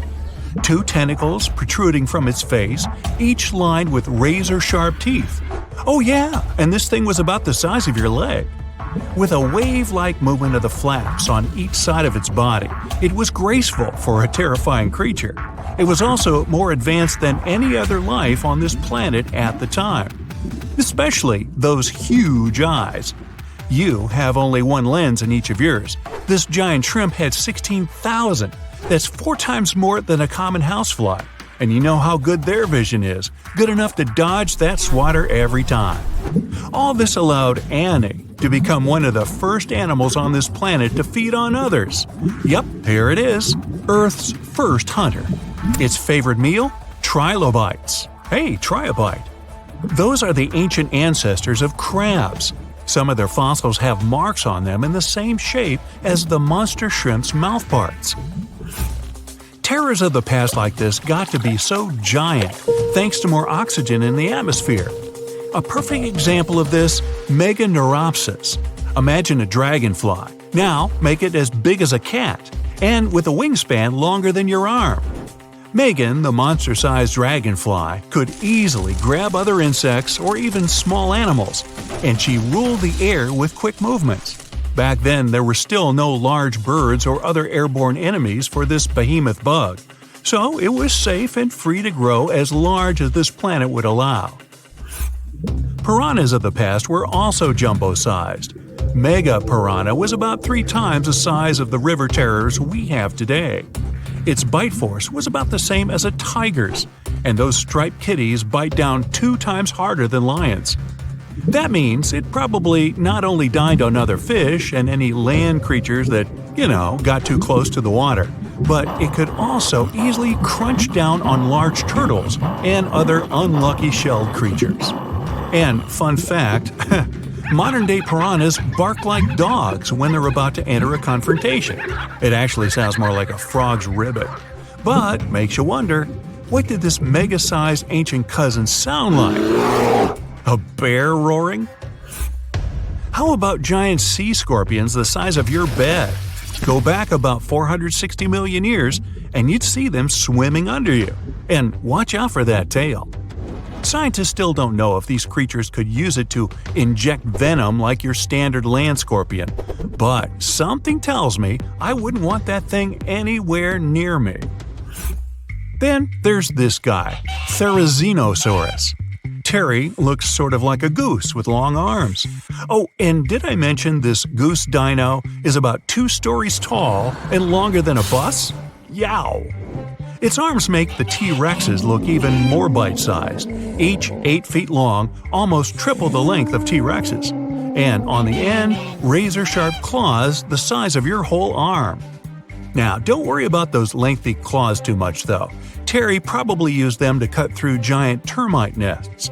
So, this huge reptilian goose was more interested in eating bugs and plants. Another mega monster for you? Megatherium. The giant ground sloth could look a giraffe straight in the eye and weighed as much as a hippo. It moved mainly on its hind legs and used its massive tail as support. He had huge paws with colossal knife-sized claws. The sloth could use them to defend itself from enemies and to bend tree branches in search of food. But the biggest danger to the giant ground sloth wasn't dinosaurs or saber-toothed tigers. It was our own species. Yep, humans showed up just in time to meet this fellow and to, eat him up. Titanoboa was a terrifying 50-foot snake, as long as the great Megalodon itself. It was also more than 2 times heavier than the heavyweight champion among snakes today, the green anaconda. Crocodiles were a regular on this serpent's menu. Titanoboa could swim 3 times faster than the fastest Olympic swimmer our species has ever seen. It was quicker and more dangerous in the water than outside it. And don't forget the boa part of the snake. This massive snake wasn't venomous. Instead, it liked to squeeze. Remember that giant shrimp from earlier? Well, Opabenia looks like its teeny-tiny finger-sized cousin. And instead of 2 toothy tentacles, this thing had a vacuum hose coming out of its face. On the end of that trunk, what looks like a single crab claw. Add 5 eyes and a mouth under its head, and you've got a recipe for something not of this planet. Only it is. This creature used its trunk like an elephant does. Its claw grabbed food from the bottom of the ocean and brought it up to its mouth. This thing is so weird-looking that, apparently, when the scientists who discovered it presented his findings to an audience, they all laughed as if he were joking. Now, a real-life monster, the Tully monster. From a distance, it looks a bit like Nessie, that long neck and teeth-lined jaws. But get closer, and you'll see it's more like a long nose with a mouth attached at the end, like a mosquito. Its eyes are further back, sticking out of tubes all snail-like. Tully was an ancient mollusk, about the size of your forearm. It probably dined on jellyfish and shrimp 300 million years ago. Thylacus smilus will put a smile on your face as long as you don't get too close. No, it's not a relative of the saber-toothed tiger. It was a marsupial, making it more related to a kangaroo than anything. And if you compare them to body size, its fangs were actually longer than a saber-toothed tiger's. And they grew continuously. As for that beard on its chin, that's actually all chin. The lower jawbone grew down to a point under the mouth. Those fangs were rooted to the skull, going way back to its eyes. When the mouth was closed, that bony beard protected the long, sharp teeth from breakage. Staganapolis, not to be confused with Minneapolis, might look like a big crocodile with a squished-in snout, but it was mostly harmless. Its small head and very few teeth meant the reptile didn't have much to work with when protecting itself. That's what all those armored scales were for, and no need for huge fangs or long rows of razor-sharp teeth when you're a plant eater. That beak-like tip on its nose allowed the stag to dig up plants. So, really, this reptile was more like a 10-foot scaly pig than a croc. Basilosaurus was a type of ancient whale that lived on our planet about 45 million years ago. Not quite as long as a blue whale, but this guy was still big enough to munch down on other whales and even sharks. Some people believe these monsters could still exist today. Eyewitnesses claim to have seen a giant sea dragon, and Basilosaurus fits the description. Plus, 90% of our oceans are unexplored. There's plenty of space to hide a sea monster. But scientists haven't found any fossils of this ancient whale younger than 3.7 million years. So, this myth is busted. Stegosaurus is one of the most recognizable dinosaurs that ever lived. It can easily be distinguished by those huge spikes on its tail and the bony plates on its back. It was twice as long as a giraffe and nearly 5 times heavier. But compared to its body size, it had the world's smallest brain. It was no larger than a dog's. Pelagornis had the largest wingspan of any bird ever discovered. It was twice the size of the largest bird today, the wandering albatross. Such huge wings made it hard for the bird to take off. It could only do so by jumping off cliffs. And when it finally spread its wings, this giant could only go about 40 miles per hour. The fastest bird today can reach speeds 5 times that. Ever wonder why, despite all our advancements in technology and science, there's a vast expanse of our own planet that we barely know about? Believe it or not, over 80% of our oceans remain uncharted territory. It's as if we've got this massive aquatic playground in our backyard, and we've barely scratched the surface. Also, did you know that only about 7% of our oceans have a special tag called Marine Protected Areas, or MPAs? How come this colossal body of water that envelops most of our planet is also among the most vulnerable and misunderstood spaces in the universe? Pressure has a lot to do with it. Our deep ocean is a beast of a place with no visibility, freezing temperatures, and pressure that's so intense that in certain areas it would make you feel like you're having the weight of 50 jumbo jets on your body. No wonder we're having an easier time sending people into space than to the bottom of the ocean. The deeper you go into the waters, the more pressure piles up. But let's not forget we have tech on our side, right? Scientists now use these cool satellite technologies that track the color of the ocean to check how much phytoplankton is there, for example. Why is this important, you might ask? Because these little plant-like critters are actually pretty major players in our big blue oceans. In the grand scheme of things in the aquatic world, phytoplankton is like the bedrock of the ocean food chain. It gives life to almost everything, from the tiny zooplankton, which are animal-like microorganisms, to those colossal, magnificent whales. When these technologies first came around, satellites could get clear images of the ocean faster than a ship could take the same number of measurements in 10 years. But it's not all about looking at the ocean from space. Sometimes you gotta dive in there and see it for yourself. Thankfully, we've come a long way in ocean exploration tech too. We've got things like floats and drifters that ride the ocean currents while collecting data, and a whole fleet of underwater vehicles, some of which are manned, some remote-controlled, and some even autonomous. Remember James Cameron, the guy who made the movie Titanic? He's super into exploring the ocean, and in 2012, he set a record by going down to the Mariana Trench in a vertical torpedo sub. He thinks there's nothing like being in the ocean and experiencing it firsthand. Other companies use a mix of technologies for their ocean explorations. It led them to discover amazing stuff like a deep-sea coral reef near Morocco, the only one still growing in the Mediterranean Sea. They've also discovered new species and documented ones previously thought to live only in the Atlantic. These efforts have convinced local authorities to declare some places as marine parks. As with most scientific areas, the road isn't without its bumps. These expeditions can cost quite a lot, and the lack of detailed maps and data only adds to the challenge. We can't always rely on bathymetric information, meaning the study of the ocean floor, because it's often not available. And that's the tricky part. We need to explore more to know more, but getting the funds for these kinds of projects can be tough when there are so many unknown variables. One particular company's explorations have helped protect nearly 4 million square miles of ocean so far. The data they collect during their expeditions is invaluable. It's used to identify new species, locate vulnerable habitats, and even show where threatened species are being overlooked.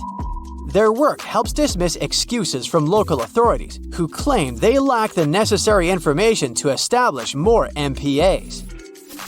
The same company supports a goal known as 30 by 30, aiming to protect 30% of our oceans by 2030. It's a big target, and there's a long road ahead, but ongoing ocean exploration can provide the proof needed to keep more of our oceans safe. We also need to set aside areas for protection and research, even when we don't have all the facts just yet. On that note, some cool scientists have recently stumbled upon a gigantic and mysterious world beneath the Pacific Northwest coast's ocean floor. The best part is, this massive realm of life is pretty much cut off from the rest of the world above.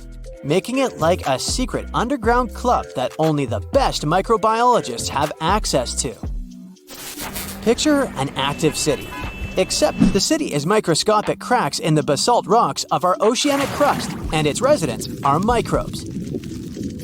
These tiny creatures aren't like you and me. They don't rely on sunlight or the organic products of land and water ecosystems for sustenance. Instead, they thrive on chemical reactions with rocks and seawater. Scientists call this type of life chemosynthetic, which sounds complicated, but it basically means life sustained by chemical reactions. While this sort of life has been found deep in mines and around seafloor hydrothermal vents, the scale at which these creatures are found under the oceanic crust is unprecedented. It might even be the most extensive ecosystem on Earth. A geomicrobiologist from Denmark was part of the team that made this discovery. He claimed that over 50% of our planet's surface is oceanic crust, which is an average of 4 miles thick. Imagine the size of this chemosynthetic party happening down there. This discovery didn't happen overnight. Since the 90s, scientists have found weird tiny holes in the basalt rocks that make up much of Earth's outer crust. They seem like they might have been made by bacteria. But hey, there was supposed to be no life there. I mean, imagine trying to survive in a place that's hot, deep, dark, dense, and mostly devoid of the organic compounds we need for life. Yet, here they are. In the following years, more pieces of the puzzle fell into place. Scientists found that the oceanic crusts had different conditions at the centers and edges. At the centers, rocks are jam-packed with energy-rich compounds that support these tiny life forms. But by the time they reach the edges, these chemicals are all gone. Fast forward to now, and it's time to put the puzzle together. A microbial ecologist from the University of North Carolina worked on this research and says we now have solid evidence of microbial life in the cracks and crevices of deep ocean basalt. The next question scientists asked was, how far does this life extend? Researchers collected samples of crust from a plate roughly 120 miles off of Washington's coast, drilling deep beneath the ocean's surface. What they found down there was remarkable. The life down there runs on a unique fuel, hydrogen. Yep, in the absence of sunlight, hydrogen provides the energy for all their biological processes. These microbes use hydrogen to transform carbon dioxide into organic matter. This matter and other byproducts, like methane, then fuel other organisms, creating a network of life. Of course, the life down there isn't as complex as the one we know up here. Scientists doubt there will be any multicellular life under the ocean because it's too hot and energy poor. But hey, who knows? This universe under our oceans still has a lot to reveal. This whole thing is significant for many reasons. First, it confirms that life can exist in places without oxygen, which changes our perspective on where we can find life. This makes us wonder if life could exist under similar conditions on other planets, where surface conditions might be too harsh.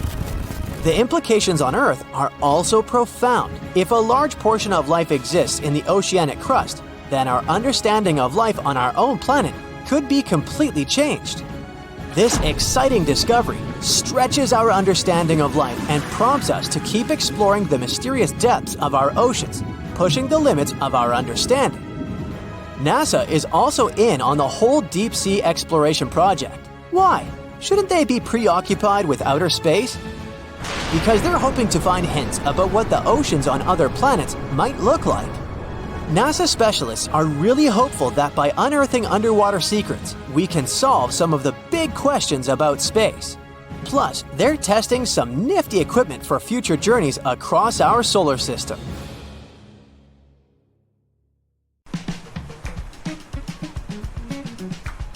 Can you swim? Good. Because you're going on a journey to the deepest point of the Pacific Ocean. Now put on your flippers. The very bottom of the Mariana Trench is awaiting. Now get in the water. Really, come on. All right. 1 foot underwater. That's the depth you can swim with no special gear like a mask. Hey look, must be some tourists. Or whales. 10 feet underwater. That's a little deeper than the public pools and beaches around the United States. You can see colorful fish and even phytoplankton that feed on the sun's rays. 26 feet down. This is the depth at which the foundations of the floating city of Venice in Italy stand. Builders laid columns at that depth on which they later built houses and streets. 30 feet underwater. You start to feel a lot of pressure. When you're on the surface, you're under atmospheric pressure, 15 pounds per square inch. But here, at 30 feet, that pressure is doubled. All the air pockets in your body, like your lungs or ears, begin to compress from this pressure, giving you discomfort. But no worries, your organs are soft and elastic, so you can keep diving. 40 feet underwater. Oops, you're running out of air. An average person can hold their breath for 30 to 90 seconds. The current record is an incredible 24 minutes and 37 seconds. Gasp.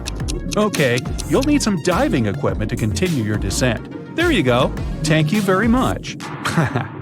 Tourists dive to this depth to look at reefs and corals. You don't need special skills for that, but you can't dive any deeper without training or a license. 45 feet down. Be careful. There's sharks swimming here looking for food, like you. Sometimes tourists descend to this depth in a safe cage to see the sharks up close. You're better off staying away from these predators and not attracting their attention. So make sure you're not wearing any bright and shiny jewelry. Sharks love that kind of thing. 62 feet underwater. You could see the Aquarius Reef Base Lab in Florida at this depth, if you were in Florida. It's really an entire building with rooms for exploring the seafloor, accessible through a hatch. 105 feet down. You see a strange bell hanging from a chain. People used to use these things for deep diving about 400 years ago. They'd lower a bell on chains with divers inside from a ship. There was enough air inside the bell for them to breathe. That way, they could explore sunken ships with treasures. 140 feet. At this depth, you could find an entire sunken city in Qiandao Lake, China. You can still see streets, houses, and temples there. 330 feet. Whoa! You almost hit a huge blue whale. How could you miss it? These guys, the size of 2 train cars, usually dive to that depth. Shh! Let's listen to them sing for a while. It's beautiful. Now, let's keep going. 660 feet. This is where most of the ocean life ends. Sun rays hardly penetrate any deeper into the water. Everything below are unusual fish like this angler. They have such an unusual appearance because they have to adapt to the high pressure here. 702 feet underwater. This is the last mark where you'd see a human without diving equipment. This man holds the title of the deepest man on Earth, and he's the only one who has managed to get to this depth. The water pressure on his body here was 20 times greater than that on the surface. 985 feet. Ooh, what was that sound? Whoa, that's a submarine. That's the maximum depth they can dive to. Some of them can reach speeds of 26 miles per hour. Fun fact, an ostrich can run twice as fast, but she can't swim. 1,090 feet. Say bye to this scuba diver. You won't see them any deeper than this. The world record was set in the Red Sea. It only took the diver 12 minutes to reach this depth, but it took him a whole 15 hours to return to the surface to avoid decompression sickness. So now you get an atmospheric deep diving suit. It's completely sealed, and you won't feel the insane water pressure on your body in it. 1,454 feet. If you stuck the Empire State Building in the water, its tip would be here, and all the carpet inside of it would be wet. 2,300 feet down. The water pressure here is 70 times greater than on the surface. The flexible plastic parts of your suit can't withstand that kind of pressure. So here's some urgent delivery. It's an ultra-deep submersible. Now you can continue your dive all the way down. 2,717 feet. Here you'd see the tip of the tallest building on Earth, the Burj Khalifa. All right, who's sinking all the tall buildings around here? 5,387 feet. This is the depth of one of the oldest and deepest lakes in the world, Lake Baikal. Its area is slightly larger than the entire country of Belgium. 8,040 feet. That's the record depth the Perdido oil platform reaches in the Gulf of Mexico. and its above-water part with 3 decks is almost as high as the Eiffel Tower. 11,962 feet. This is the average depth of the Atlantic Ocean. You can see a huge tube as wide as a giraffe's neck, and it just seems to be endless. True, this cable connected Europe and North America and used to serve for telegraph communications. 12,303 feet underwater. Suddenly, in the darkness, you see the outline of a ship. No way! That's the Titanic itself. The intense water pressure would crush a person at this depth, so you can only dive down to the Titanic in a submarine. 13,123 feet. Whoa! Here would be the end of the deepest mine in the world, Imponen Gold Mine in Africa. But you still have deeper places to go. Let's speed up. 20,000 feet. Here you can see the deepest debris of an old ship. The USS Johnson sank more than 70 years ago. You can still clearly see the number 557 on its bow. 26,200 feet. Here, in this total darkness, you'll find the deepest fish in the world, the Mariana snailfish. They're as long as a domestic kitten and have almost transparent skin. Their eyes are poorly developed for vision because the sunlight never reaches this deep. 29,030 feet. If you take Mount Everest, flip it over, and stick it into the Marianas Trench, this is exactly where you'd see its tip. Even though this is the highest point on our planet, you'd still have a lot deeper to go. 35,755 feet down. Here, in the Challenger Deep, you'd still see life. You'd need a microscope for that, though.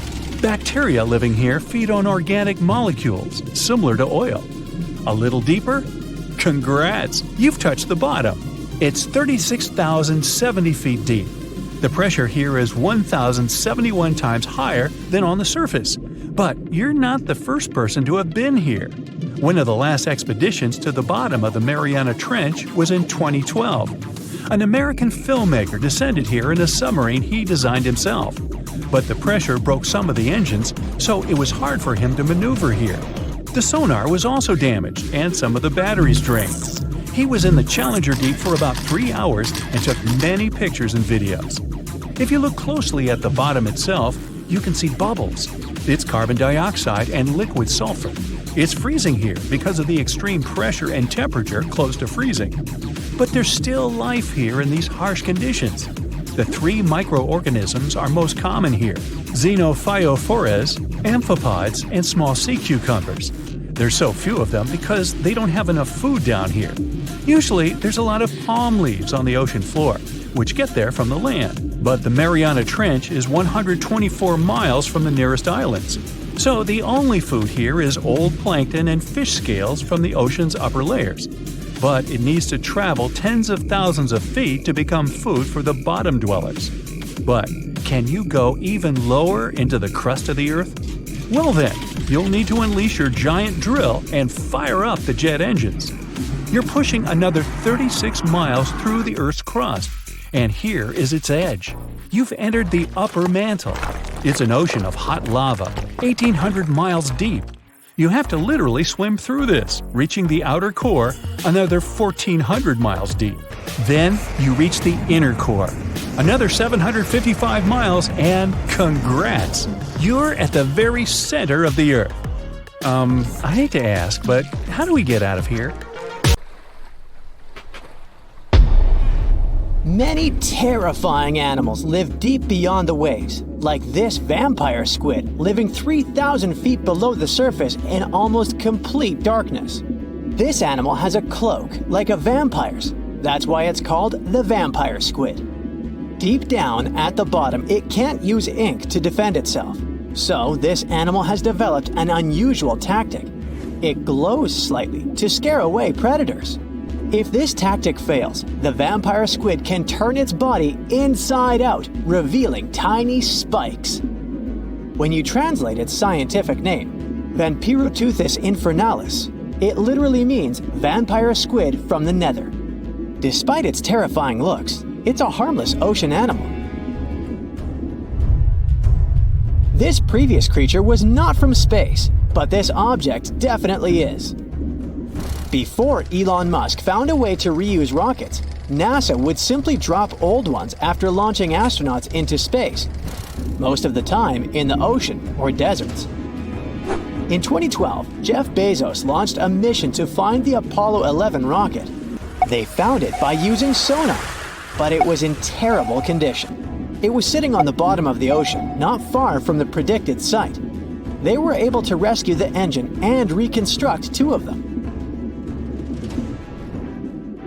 The most famous lost city is Atlantis, but sadly, we still haven't discovered it. However, Heraklion was also just a myth until one British pilot saw something that looked like a city while flying over the Mediterranean Sea. He reported it, and 60 years later, a group of divers went there. They were shocked when they found an entire city underwater.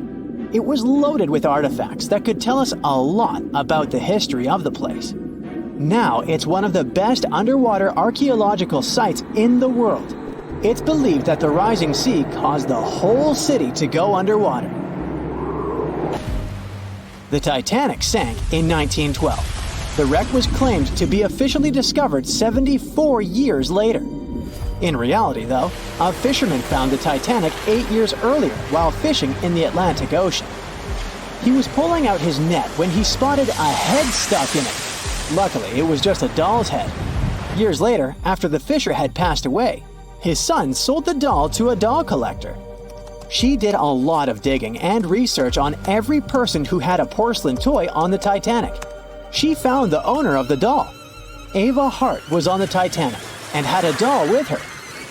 Ava survived the catastrophe by a miracle, but her toy didn't. Hart even wrote about the doll in her journal, and every detail matched the toy found by the fisherman.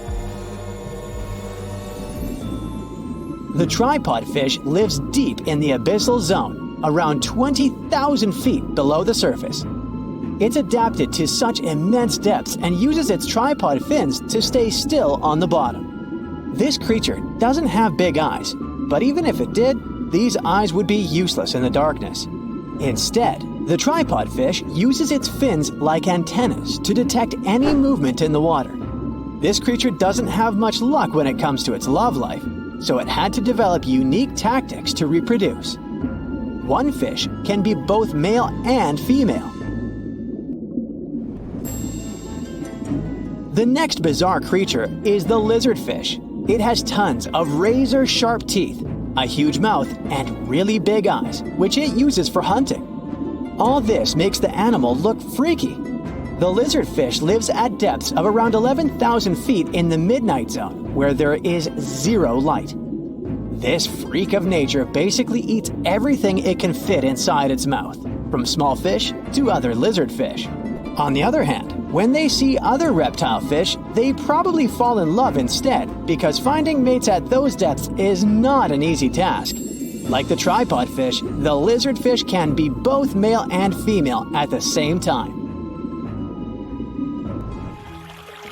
When you think of a river, you usually picture it on land. Still, nature is quite unpredictable, and it created a river flowing under the ocean in California. It's running at a depth of around 2 miles. This river has everything that an ordinary river has: sunken logs, trees, and rocks. And despite its uniqueness, it's not the only one in the world. There are also others in the Amazon and Greenland. A terrifying creature was discovered near Angola's coast by a remote operating vehicle. It looks like it doesn't have a head or a body. It was sitting at a depth of around 4,350 feet below the surface. After doing research, scientists concluded it wasn't anything from a sci-fi movie. It was just a cluster of siphonophores stuck together.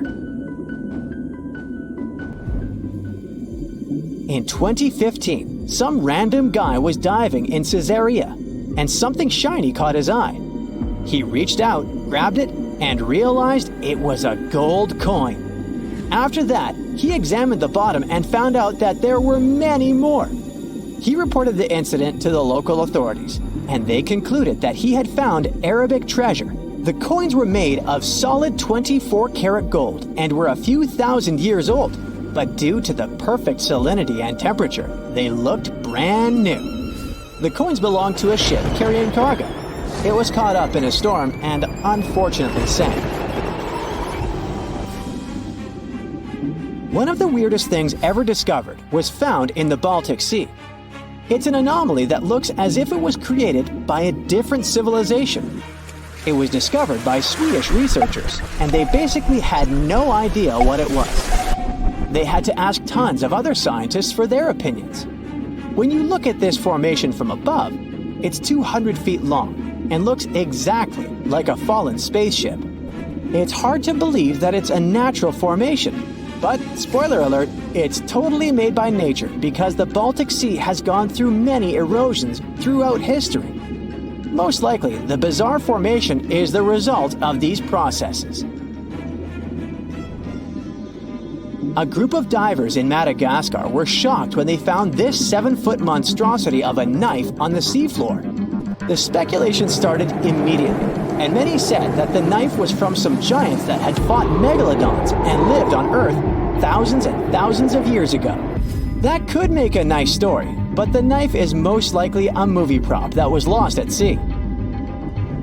One of the ocean's most bizarre animals is the frilled shark.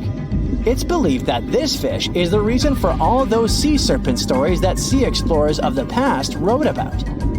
These animals live pretty deep in the ocean, but sometimes they can be seen in shallow waters. It's super rare, but possible. The frilled shark has a big mouth sporting around 300 teeth. It also has a long body that looks like a lizard's, and it is truly a unique species of shark.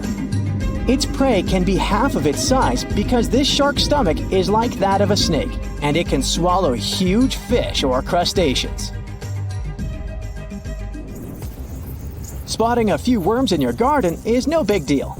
But after seeing a 26-foot long one in the ocean, you will make your wetsuit a little wetter. This worm is super rare, and it's completely harmless to humans. It's actually not a giant worm. It's a cluster of zooids that are stuck together in a worm-shaped formation. They usually only eat plankton, bacteria, and other tiny things that can be found in the ocean.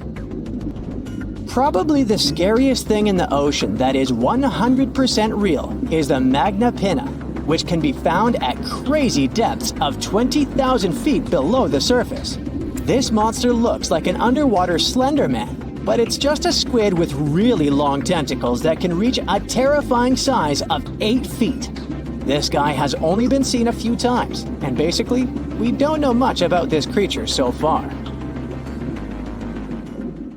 There's a lake in the heart of Asia that holds 1/5 of all the world's liquid freshwater. It's more than all the 5 Great Lakes have together. Even if all the rivers on our planet suddenly changed their direction and set on a mission to drain this lake, it would take them a whole year to finish the job. I'm talking about the deepest lake in the world, Lake Baikal. If you decide to go all the way down to its deepest point, prepare for a journey of almost 5,400 feet. The descent takes several hours, but the rift floor of the lake is way deeper, between 5 to 7 miles beneath the surface. It means it could be even further down than the Challenger Deep, which is the deepest known place on Earth. The amount of water it has would be enough for everyone on Earth to have something to drink for up to 50 years. This mighty giant of a lake replenishes its water completely every 383 years. Baikal has a great delivery crew of over 300 rivers and streams, bringing their waters right in. And only one river flows out of Baikal, the Angara, which is headed straight for the Arctic Ocean. Baikal isn't only the deepest, but also the oldest existing freshwater lake in the world. It formed at least 25 million years ago. It all began when the Earth's crust decided to play Tetris and created the lake and the surrounding mountains. At some point, Baikal must have been just a humble riverbed, but then tremors and fractures shook the Earth, and the distance between the shores got bigger. Water levels rose thanks to the melting glaciers. Then, several lakes formed and later merged into one. Baikal is one of around 20 lakes in the world that are older than 1 million years. And since it wasn't disturbed by glacial periods, It's a perfect research ground for scientists. Its deep-drilled core sediments can tell a lot about the climate of our planet in different periods. Since Baikal is in a rift basin with 2,000 seismic tremors per year, the lake is deepening and still growing in size. Its shores drift apart at around the same rate as South America and Africa are moving away from each other, so it has all the potential to become an ocean. Another thing Baikal has in common with the oceans is that it has water rich in oxygen, even at its lowest depths. This is one of the reasons why the fauna of the lake is so incredibly rich. It's home to over 2,500 various animals and 1,000 plant varieties. Around half of them are unique and only exist in this area, like the endemic algae, the Baikal omul fish, and the Baikal oilfish. There are also some bears, elk, and lynx living on its shores. They must appreciate the fact that the temperatures around the lake are always higher than the rest of Siberia, thanks to its huge water mass. Most Baikal dwellers prefer to stick to the bottom of the lake, but there's one brave guy you'll meet if you decide to visit. Meet the Baikal seal, also known as Nerpa. It's the only true freshwater seal in the world. Nerpa's eyes are so cute it nearly landed the part of Puss in Boots in Shrek. Nerpa in Boots sounds good to me. These huge eyes are there to help them follow their favorite pelagic fish underwater. There are other seal kinds that can handle freshwater or use it to breed, but these cuties spend their entire lives in it. But wait, how did seals, which are supposed to be oceanic creatures, end up in a lake miles and miles away from the sea? About 400,000 years ago, during the Pleistocene era, these adventurous creatures traveled up the river and drainage systems that connected Lake Baikal to the Arctic Ocean. The ringed seal that still lives in the Arctic is believed to be the Baikal seal's closest ancestor. Today, Baikal seals are confined to their freshwater home because of the changes in waterways. And they seem to be pretty happy with their home as they can choose from a huge variety of food to eat. The seals mostly hang out in the north and central areas of the lake, but move south in the winter. The lake gets covered with ice, which they use as a chill-out zone, just like their oceanic cousins use rocks or the beach. Since at least 1969, Lake Baikal has had some mysterious ice rings pop up randomly here and there. At some point, they got so big that the astronauts even spotted them from space. The rings usually appear in late April, but can be there in January or May. Scientists couldn't crack the code on how these rings form for a while. They had all sorts of theories, and the most popular involved methane gas bubbles from the lake's depths.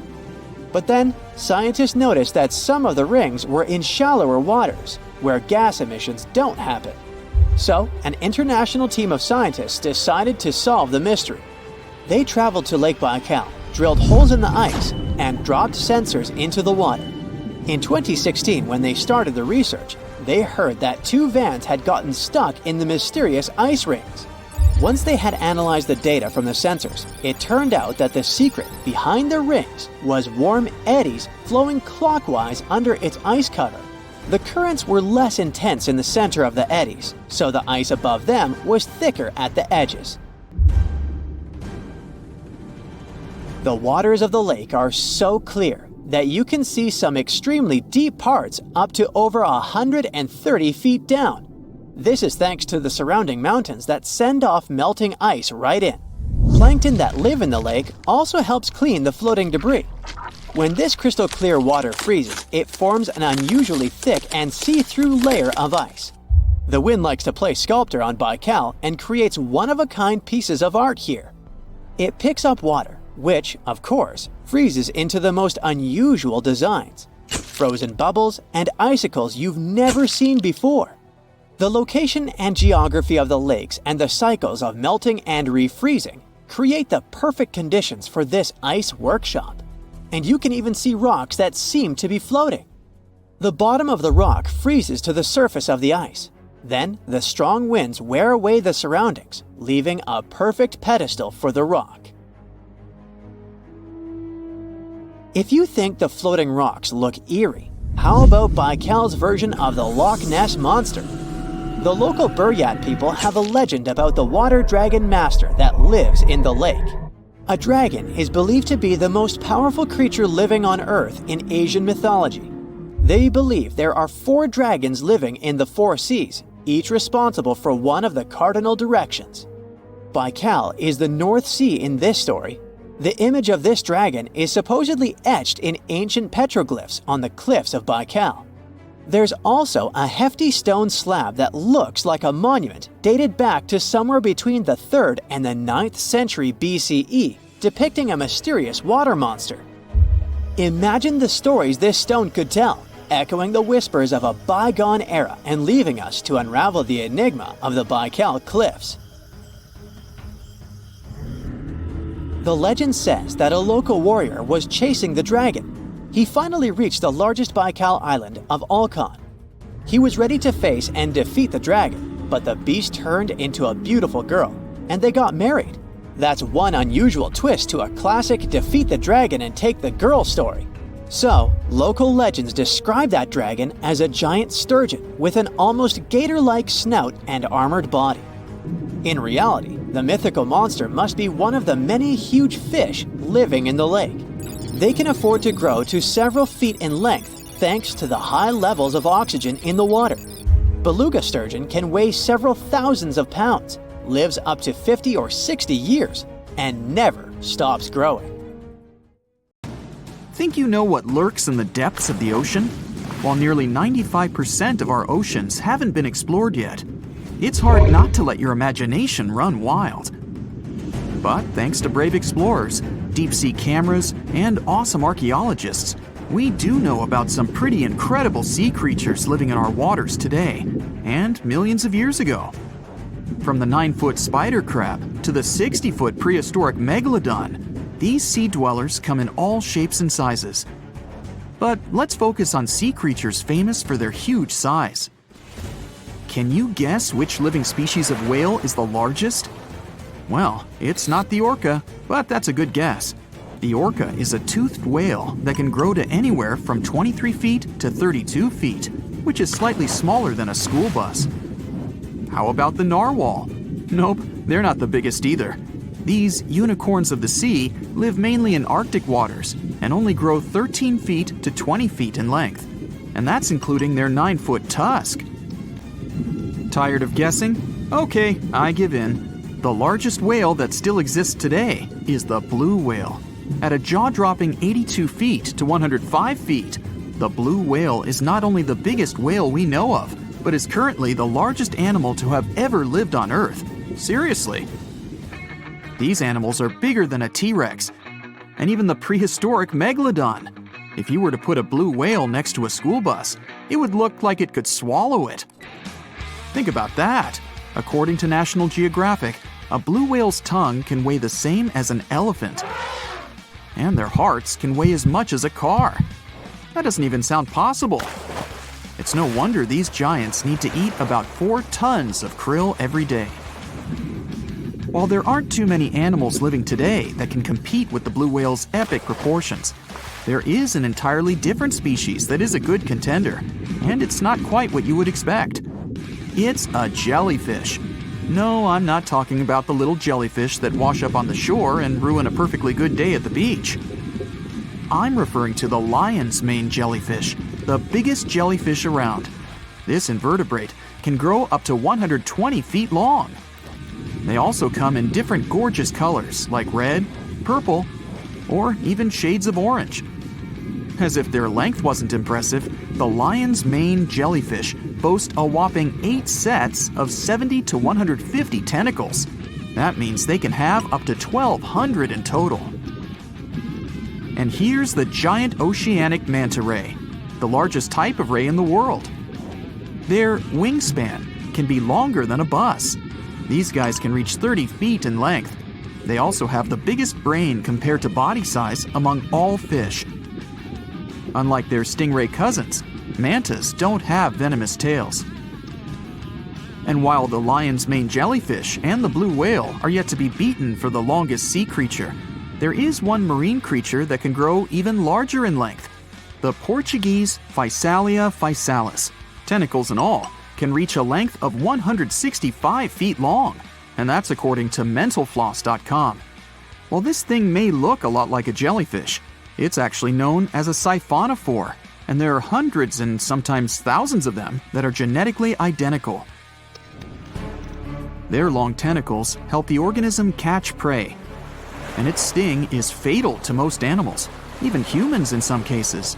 What's even creepier is that if one of the tentacles comes off the organism for whatever reason, it can float around the water for days before decomposing. Even if it's detached, this tentacle can still sting you. But don't go running out of the ocean just yet. Your chances of being hurt by a Portuguese Physalia physalis sting are pretty slim. However, if you do get stung, the side effects aren't pretty, with welts, stomach cramps, an elevated heart rate, and an upset stomach. While you don't want to go anywhere near these long creatures, they sure are pretty to look at.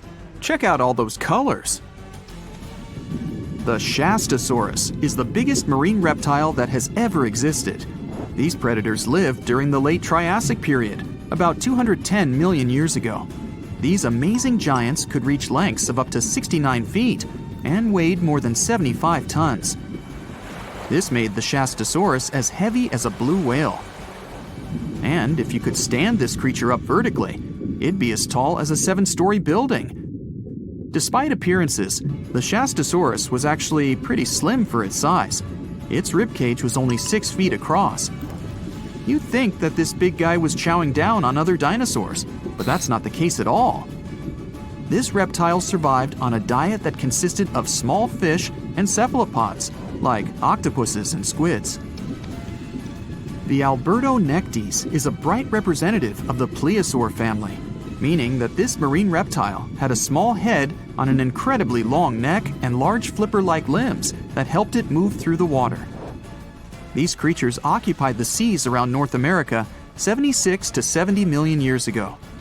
The length of this sea monster could reach 38 feet, with its neck taking up 23 feet of that length. Its neck was a true record breaker. It had a whopping 76 bones in it.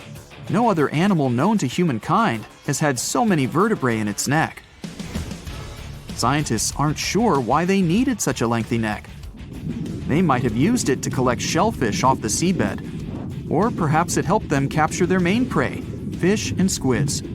This aquatic reptile also had gastroliths in its stomachs. Some of them were as big as 5.5 inches in diameter. The Tylosaurus belonged to the mosasaur family. It dominated the shallow seas of North America about 85 to 80 million years ago. This was an enormous predator, with the biggest representatives reaching 45 feet in length. It had a narrow hydrodynamic body with a blunt, powerful head that the animal used to ram and stun its prey. Its body was equipped with agile flippers and a long tail decorated with a maneuverable fin. The Tylosaurus was a carnivore, and its diet included not only fish, turtles, and small sharks, but also other mosasaurs, plesiosaurs, and flightless birds. Meet Ophthalmosaurus. This prehistoric reptile thrived during the late Jurassic period and lived in oceans all over the world. Ophthalmosaurus weighed somewhere around 6,000 pounds and grew to approximately 16 feet long, according to newdinosaurs.com. That's about the same length as the beluga whale that exists today. It's too bad these guys went extinct before we had a chance to see them ourselves, as their cartoonish wide eyes and dolphin-like features are pretty darn cute. Of course, the Ophthalmosaurus evolved over time to become ophthalmologists, or eye doctors that we know today. No, that's just a lie. Just testing you. The Mosasaurus is a truly gigantic predator that dominated the seas all over the world about 66 million years ago.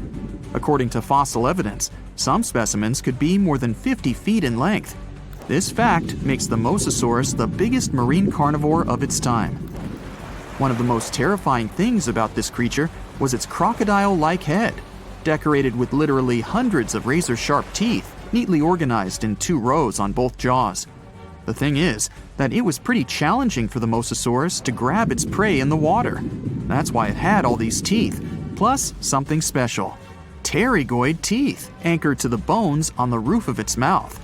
This made hunting and holding onto its prey much easier. The Styxosaurus belonged to the plesiosaur family and lived during the late Cretaceous period, around 85 to 70 million years ago. Upon first glance at this dinosaur, you might mistake it for a sea snake, and it'd be an honest mistake.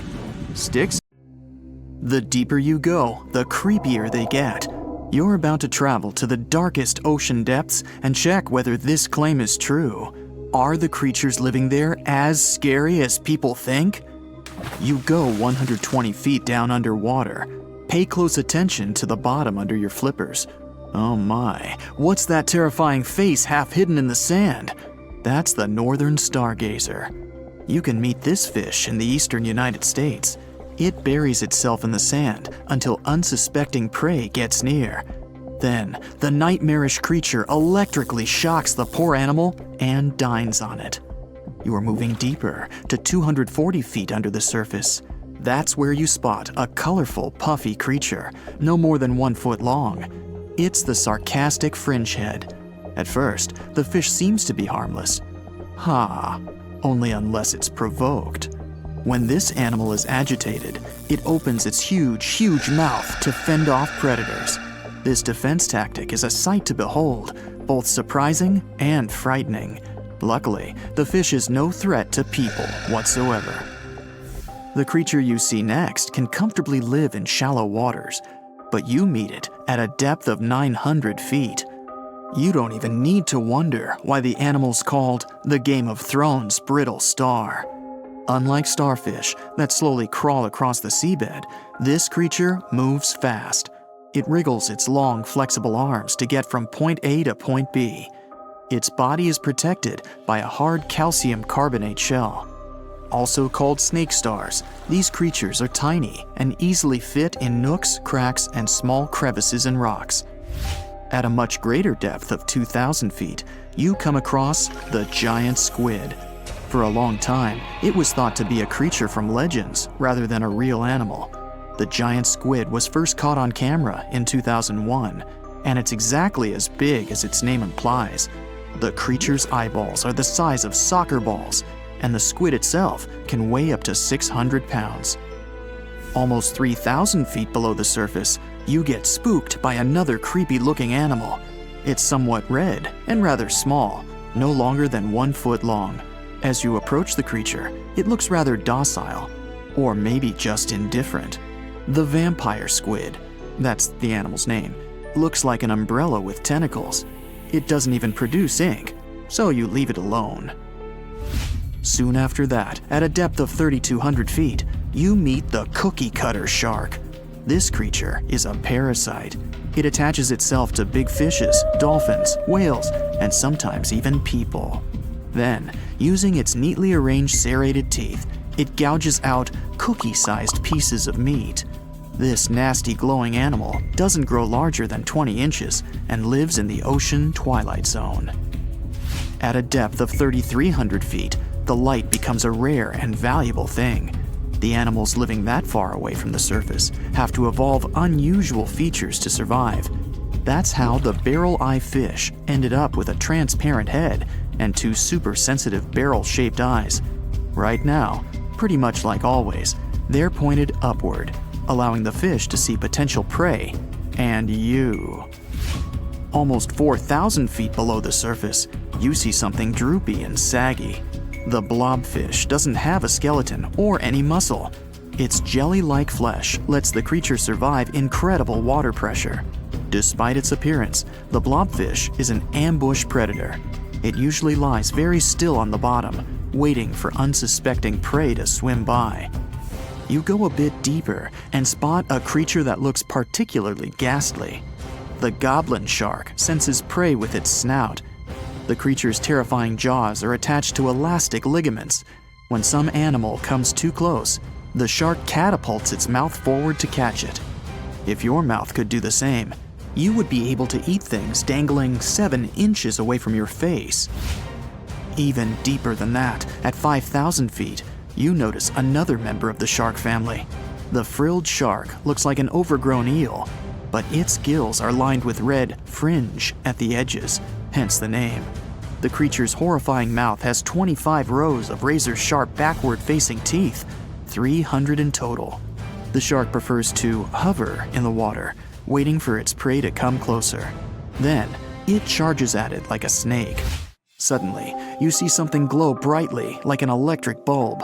But after coming closer, you recoil in horror. The creature looks like an upgraded eel equipped with oversized teeth. That's the deep-sea dragonfish that can live at a depth of 6,000 feet. Chemical processes going on inside the fish's body produce an eerie red glow. This glow is used to communicate with other fish. At the same depth, you meet another deep-sea inhabitant. Its most prominent feature is its huge mouth. Thanks to it, the gulper eel can swallow its prey whole. Its stomach can expand to a terrifying size when it needs to fit something large. At a depth of 6,600 feet, you come across an angry-looking creature with a fishing rod over its head. It's the deep-sea anglerfish. The animal has an unusual dorsal spine, even though it's worn only by females. It protrudes above their mouth and has a lure on its tip, some luminous flesh that baits prey. The anglerfish has such a big mouth and its body is so pliable that it can swallow animals twice its own size. You're 7,000 feet down when you see another fish that's glowing in the dark. The black dragonfish is a sly creature. It has its light-producing organs arranged along its belly. The spooky creature also has gleaming flashlights next to its eyes. They help the animal find prey and attract potential mates. At the same depth, you also spot an enormous pill bug. But unlike the critter you can find in your garden, this one is at least 20 inches long. That's the giant isopod, and it is, indeed, related to the roly-poly, as well as crabs and shrimps. These creatures may look somewhat scary, but they're harmless. They feast on other deep-sea animals only after those have passed away. At a depth of 13,000 feet, you notice the ocean floor has become a bit fluffy. That's because it's covered with zombie worms.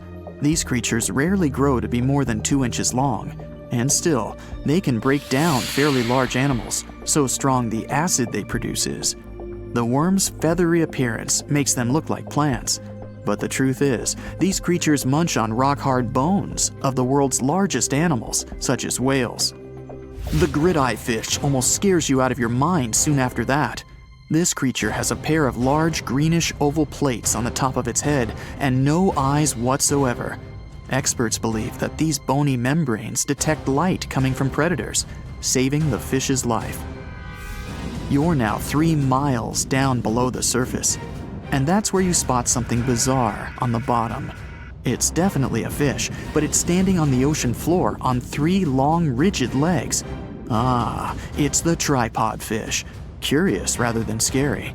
This creature has adapted to the almost complete darkness by giving up on its vision. It has to rely on vibration and touch to sense prey. And then, the fish uses its fins as hands to transport food directly into its mouth. You don't have time to go any deeper before you spot the faceless fish.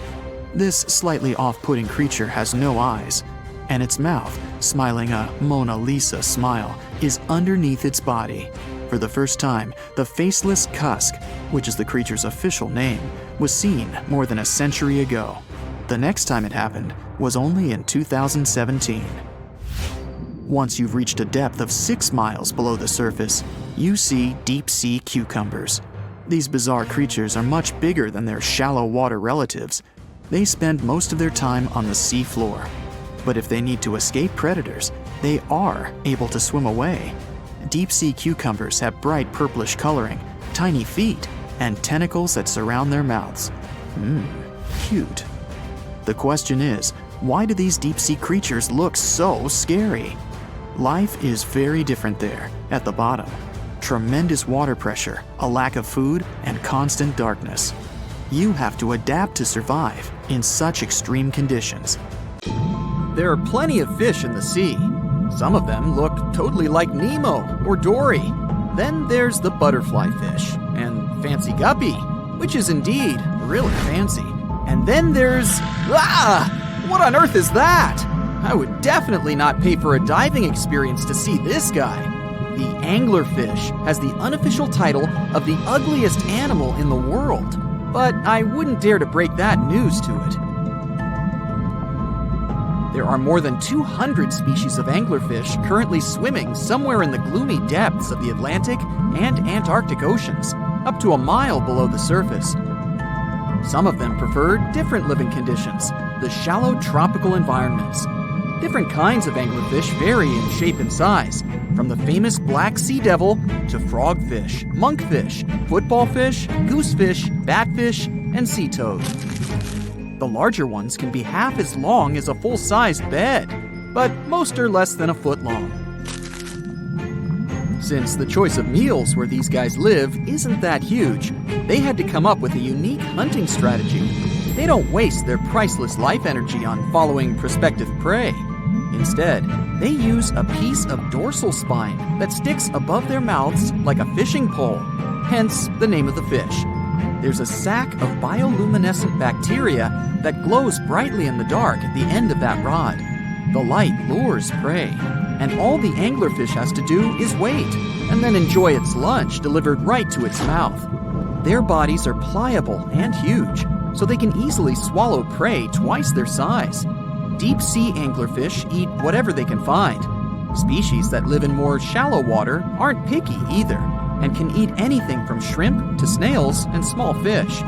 Only female anglerfish have the cool fishing rod feature though. So what about their males? Finding a soulmate deep under the sea isn't that easy. I mean, literally, there's no light down there. Plus, there are frigid temperatures and low oxygen levels. Anglerfish can't afford to go on many dates in those conditions, so they mate for life. And before you go aw about it, I have to tell you, they do it in quite a special way.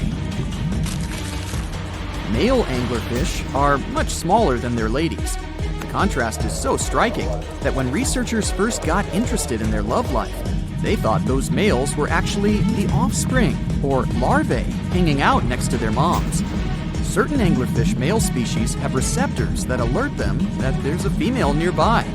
After they mate, the male bites into his woman and stays attached to her head, belly, near her tail, and other areas he can access. While they morph together forever, the female fish gets the male's cells, DNA, and reproductive organs, but loses her immune response cells. The male gets free permanent housing and nutrition. Given the current real estate prices, it sounds like a dream. But that accommodation is shared by up to 8 males, and they can't move out if they ever feel like it. You're unlikely to meet this deep-sea fish in real life, but if you meet an anglerfish in your favorite video game, remember that you can easily outswim it and make it kinder to you with tranquilizing arrows. Once you befriend it, the anglerfish can be your scout and help you discover new areas with its bioluminescent pods. Back in the real world, down in the twilight zone of the ocean, about 650 to 3,300 feet down, the anglerfish isn't the only creature you're lucky you'll probably never meet. Many of the locals look like they come straight out of science fiction or horror movies, but that's because they had to adapt to this dark, deep world. I did my best to get you prepared for the creatures you're going to meet, starting with the common fangtooth. They spend most of their lives deep down, but at night, they move toward the surface to snack. These guys are more active than most other deep-sea dwellers. They don't wait for food to come their way, but actually follow it, and then get it with their long, hungry teeth. They don't have a built-in light bulb like the anglerfish, so they've developed a great sense of smell and use as much sunlight as they can get there in the depth to get around. Sometimes, even the shadow of a passing by prospective prey is enough for them to switch to action mode. And though they don't look too charming, they're completely harmless to humans if you ever run into one of these guys. Stoplight Loosejaw sounds like a great name for an alternative band. But it's actually another deep-sea resident with sneaky hunting habits. It has special light-producing photophores under each eye.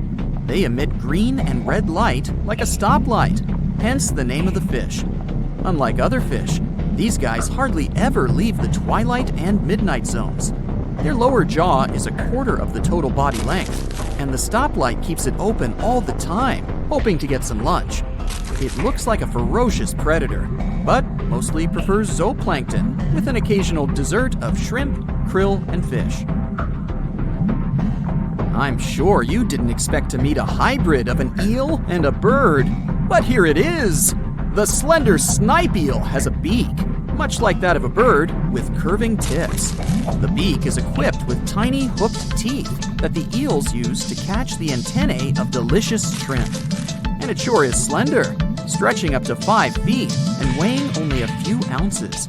Scientists don't know all of this guy's secrets, since it's pretty tricky to study in their natural habitat. But it looks like they only produce offspring once in a lifetime, and then pass away. Glass squids like to take it easy in life and literally go with the flow. They're filled with a solution which is lighter than water, so they don't have to make any effort to move around the deep sea looking for food and partners. These creatures are transparent, so they blend into any landscape and don't even cast a shadow while moving. Talk about a great survival tactic. If danger finds it anyway, it can transform into a lumpy ball, pushing its head and tentacles into its mantle cavity. It can also release ink into the mantle and go from transparent to black. The same ink can protect it against hungry whales and seabirds. Another tactic they use to scare off predators is to activate their light-emitting organs around their eyes. I'm getting hungry. Maybe I can snack on this sea cucumber. Ouch, it's moving! So I guess it doesn't belong in a salad after all. These soft-bodied fellows live in all parts of the ocean, from shallow waters to the deep underwater world. Most of them slowly move around with their tiny feet, but some crawl around by flexing their bodies. Sea cucumbers can shed their internal organs when there's a predator approaching. Those sticky organs distract the intruder, and the happy cucumber moves on and just grows the organs back. What's that glistening in the distance?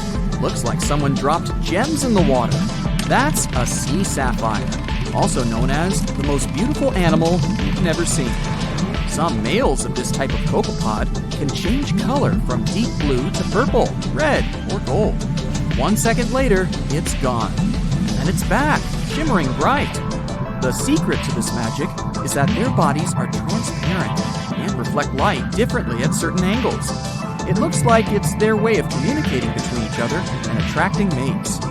Female sea sapphires don't have the same superpower, but their eyes are bigger compared to males, probably to spot them from a distance. Males roam wild and free, and their ladies stay in the crystal palaces of strange barrel-shaped jellies called salps. What's the scariest predator under the ocean? The crocodile? I don't think so. Loch Ness Monster? Please, it never existed. How about the Kronosaurus? Well, it is extinct, but you might be onto something. Let's take a look at what it'd be like if these creatures were still around today. First things first, what on earth was it? The Kronosaurus was a marine carnivore that lived in the cool, high-latitude Eromanga Sea. It covered vast areas of inland Australia between 90 and 120 million years ago, during the early Cretaceous period. Near-complete fossils of the creature were also found near Colombia, which is a country that has a noted connection to prehistoric reptiles and turtles. This fact makes it extremely possible that the monster I'm about to describe existed worldwide. You might have heard saurus and thought, oh, it's a dinosaur. But these were actually reptiles. They were the largest member of the Plesiosauridae family, referred to as plesiosaurs. Fossil evidence suggests they weighed over 20,000 pounds and were roughly 30 feet in length. Just to put that in perspective, the longest crocodile ever measured was a saltwater crocodile by the name of Lolong from the Philippines. It was 20 feet in length and weighed just under 2,500 pounds. and that's still 10 feet shorter and incredibly lighter than the average Kronosaurus, making the crocodile seem like nothing more than a glorified goldfish in comparison. Despite its terrifying length, the most physically daunting feature of the Kronosaurus was its head. Its skull was about 8 feet long, which was actually proportionally large given the size of its body length. Anything that was unfortunate enough to end up inside the Kronosaurus's mouth may have been given false hope. After all, the teeth of the beast weren't actually that sharp. On second thought, I take that back. I wouldn't feel confident around a toothless snake, let alone being inside the mouth of this monster. But it's true that the Kronosaurus's teeth weren't sharp, especially when compared to other carnivorous reptiles, such as crocodiles and alligators. The teeth of this prehistoric sea creature were instead conical. This means that they were cone-like in shape. Unfortunately, this lack of sharpness didn't make them less dangerous. The teeth were enormous and could be up to 12 inches long from the crown tips to the bottom of the roots. This obviously meant that the Kronosaurus had an extremely powerful bite. It was estimated to be up to 30,000 newtons, which is almost twice as powerful as the bite of a large saltwater crocodile. Because of the bluntness of their teeth, they weren't suited for twisting their prey once in their grasp, but the size and shape of the teeth made them perfect for simple open and shut biting. They would have had no problem crushing hard objects such as the toughest of shells any sea turtle could offer. Just like crocodiles, the Kronosaurus is believed to have had a short neck. This may have been an adaptation to allow the beast to successfully catch small evasive animals. Their body, in general, was fusiform and streamlined. This means it was narrowed at both ends and had very little resistance to the flow of water. The Kronosaurus was also equipped with 4 paddle-like limbs. The hind limbs were larger than the front ones. They could span approximately 7 feet in diameter. All in all, this set the Kronosaurus up to effortlessly propel itself through the waters and be an ultimate predator. Predator X, if you will? That's the name that was given to the fossil of a creature discovered near Svalbard, a Norwegian island group, in 2009. The fossil was identified as a 50-foot-long, 100,000-pound monster with a bite force of 33,000 pounds per square inch. This might be the highest bite force of any known animal. Although Predator X is yet to be classified as any specific type of animal, it was definitely a plesiosaur like the Kronosaurus. And even if it wasn't Predator X, the Kronosaurus was still most definitely a ferocious titan when it roamed Earth's oceans. The Kronosaurus actually got its name from the Greek mythological figure of Cronus, the father of Zeus. Cronus was viewed as a titan from a generation of super powerful beings. So what was it that the Kronosaurus, this terrifying monster, actually feasted on to satisfy its appetite? This creature was known to eat sea turtles, squid, and other larger marine reptiles of that time, such as elasmosaurids and ichthyosaurs. This suggests that if crocodiles existed in the realms of the Kronosaurus, they too might have turned into lunch for the beast. There's evidence from the fossil remains of the Kronosaurus that suggests that they also feasted on sharks, which I know is a disappointment to those of you who view that beast as the king of the ocean. Not when the Kronosaurus was around, my friend. In any case, grounding all kinds of food into small pieces to help digest them would have been difficult without small teeth. This explains the presence of rounded stones found in many of the remains of these sea creatures. Researchers believe these stones may have been swallowed to control buoyancy or to help process food. It's also entirely possible they were accidentally swallowed while feeding on other animals from the seafloor. As if the Kronosaurus even needed to be a meanie with its already existing power and size, there's also evidence to suggest that it indeed might have been. It turns out that after using all its impressive attributes to catch its dinner, the Kronosaurus first liked to play with its food, like a cat does with a mouse. I guess since the hunt was so easy for them, they needed to get their fun from somewhere else.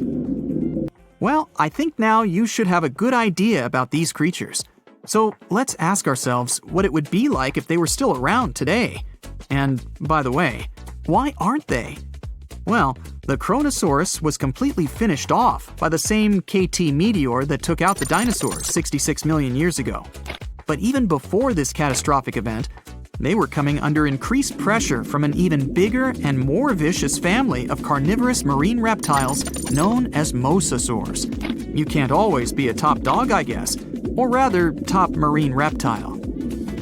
But what if this never happened, and they were still roaming Earth? Well, this might be obvious, but can you imagine what kind of impact that would have on sea tourism? Based on the impact that famous movies about sharks and killer whales had, what do you think the presence of a Kronosaurus in the ocean would do to beaches? The very creature that would eat sharks and whales for breakfast. Beaches would certainly become a great place to go for a quiet walk, because nobody else would even be there. And what about such activities as boating, surfing, and scuba diving? You think anyone would dare try them, knowing that this 30-foot beast could be lurking beneath them? Let's give humans some credit and assume most of them wouldn't. This would cripple the global sea tourism industry, which is responsible for earning roughly $143 billion every year. Just to make sure this shocking point hits home, the most expensive yacht to ever roam the ocean was called the History Supreme. Its master bedroom was believed to have a statue made of T-Rex's bone and a wall made of meteorite rocks, as well as a 24-karat gold panoramic wall aquarium. Anyway, this yacht was worth nearly $5 billion, meaning you could buy 38 of them with the money lost in potential damages to sea tourism caused by the Kronosaurus. I'm sure that the yacht's owner was happy the beast never made an appearance in their luxurious aquarium. So luxurious, in fact, that some people believe the History Supreme, reportedly owned by some business genius from Malaysia, never even existed. Rumor has it that it was simply an elaborate hoax fabricated by the supposed designer. Anyway, I don't think the trouble would just stop there. People could actually be in serious danger, regardless of being near the ocean or not. No, I'm not about to tell you that this thing would grow legs, adapt to living on land, and start picking us off one by one. At least, I hope not. I'm just going to point out the damage that the Kronosaurus would inflict through its devastating impact on sea trade. In America, ocean transit accounts for 76% of national trade. On top of this, more than 100 vital pharmaceutical products originate in the sea. I'll also state the obvious and point out that the ocean is a huge food source for us humans. The presence of the Kronosaurus could have a great impact on our relationship with the ocean, something we usually take for granted. Not much happens in dark, murky ocean depths. It's mostly pretty quiet, with some smaller fish carefully passing by and probably hoping nothing big would grab them on their way. There's also a bigger fella looking for plankton coming through every now and then. Suddenly, a giant beast comes out of nowhere. First, it's just a dark dot in the distance, until it gets closer. Oh, it's a great white shark. You can recognize its firm, dark gray body, white belly, and slanted head. These creatures have special cells in their skin called melanocytes that can make their color change to lighter or darker. This way, a shark can blend in with its surroundings, which is a nice ace up its sleeve and the reason why we barely even see one coming by. These predators can grow up to be more than 20 feet and weigh up to 5,000 pounds. Our fierce fella is just passing by looking for some lost fish that might wander around, if it gets lucky, directly into its mouth. But instead, a giant jagged tentacle comes out of nowhere. The great white barely escaped it, and quickly swam a little further to see what was happening. A giant squid comes out of the depths. Its eyes, as large as dinner plates, are looking straight at the shark, while its soft body is getting closer. A challenging prey, but hey, why not try? Most of the time, these creatures eat shrimp, fish, and other squid, but sometimes they like to really treat themselves, so they go after small whales. A shark will do too. I know you'd expect these creatures to be way smaller, or that's at least how I comfort myself when I swim a little further from the shore where my feet can't touch the bottom anymore. But they can weigh 600 pounds and be 40 feet long. The great white shark is the biggest predatory shark on our planet. Check out its long and sharp teeth. It definitely has the biggest smile down there in the ocean. Great whites have around 300 teeth, but they don't use most of them for biting. Instead, they have a special system where new teeth grow all the time because they need to replace the ones that get worn out or lost. And they have a really powerful bite, over 20 times stronger than ours. Considering all that, you might think a great white shark has nothing to be afraid of in the ocean. But looking at its gigantic enemy, we can't be so sure of that anymore. Octopuses only have 8 arms. Squids too, but they also have 2 additional tentacles. They're similar to their arms, but suckers on the arms go along most of their length, while tentacles have suckers only at the ends. This squid has probably hundreds or even thousands of suckers. There are squids without these suction cups, but in that case, they have rotating hooks, or a combination where these two work together. Hooks catch prey, and suckers stick on it so it doesn't get away. Squids have teeth too. Plus they have this special part called a radula. It's like a tongue, but with teeth on it. The teeth are tightly packed together and are difficult to remove. When food is passed to the radula, the teeth chew it into small pieces. This is important because squids have sensitive body parts near their throat, so they need pieces of their food to be very small. Their bite may not be as strong as the great white sharks, but it's still quite powerful. For instance, way stronger than a lion's. They also have glands that produce venom and use their beaks and radula to inject the venom into their prey or a creature that's coming after them. Wow, these squids are really equipped better than expected. And they're also way longer than the great white, which gives the squid more room to attack it with its long tentacles from a distance and seize it. Giant squids usually live at depths of 2,950 feet, while great whites prefer to stay at depths of about 650 feet. But we'll try to keep the competition fair. Let's say these two meet in a territory where water pressure won't hurt or bother any of these animals. The great white is circling around the squid. It moves a bit faster than the squid. Its swimming speed can reach 25 miles per hour when the animal is submerged, and it also has short bursts of speed when it can move at 35 miles per hour. Giant squids move at around 25 miles per hour. Just for comparison, an average human swims at 2 miles per hour. But with its length, the giant squid has more room to attack the great white shark with its long tentacles from a distance. They can stretch for 33 feet to snatch the prey. And look, it's really trying. But it ain't that easy. Not only is the great white big and fast, but it also has special sensors called the ampullae of Lorenzini. It's a good tool to detect prey and generally stay safe in the ocean. But the squid is definitely no joke. It has activated its special defense mechanism and released thick black ink.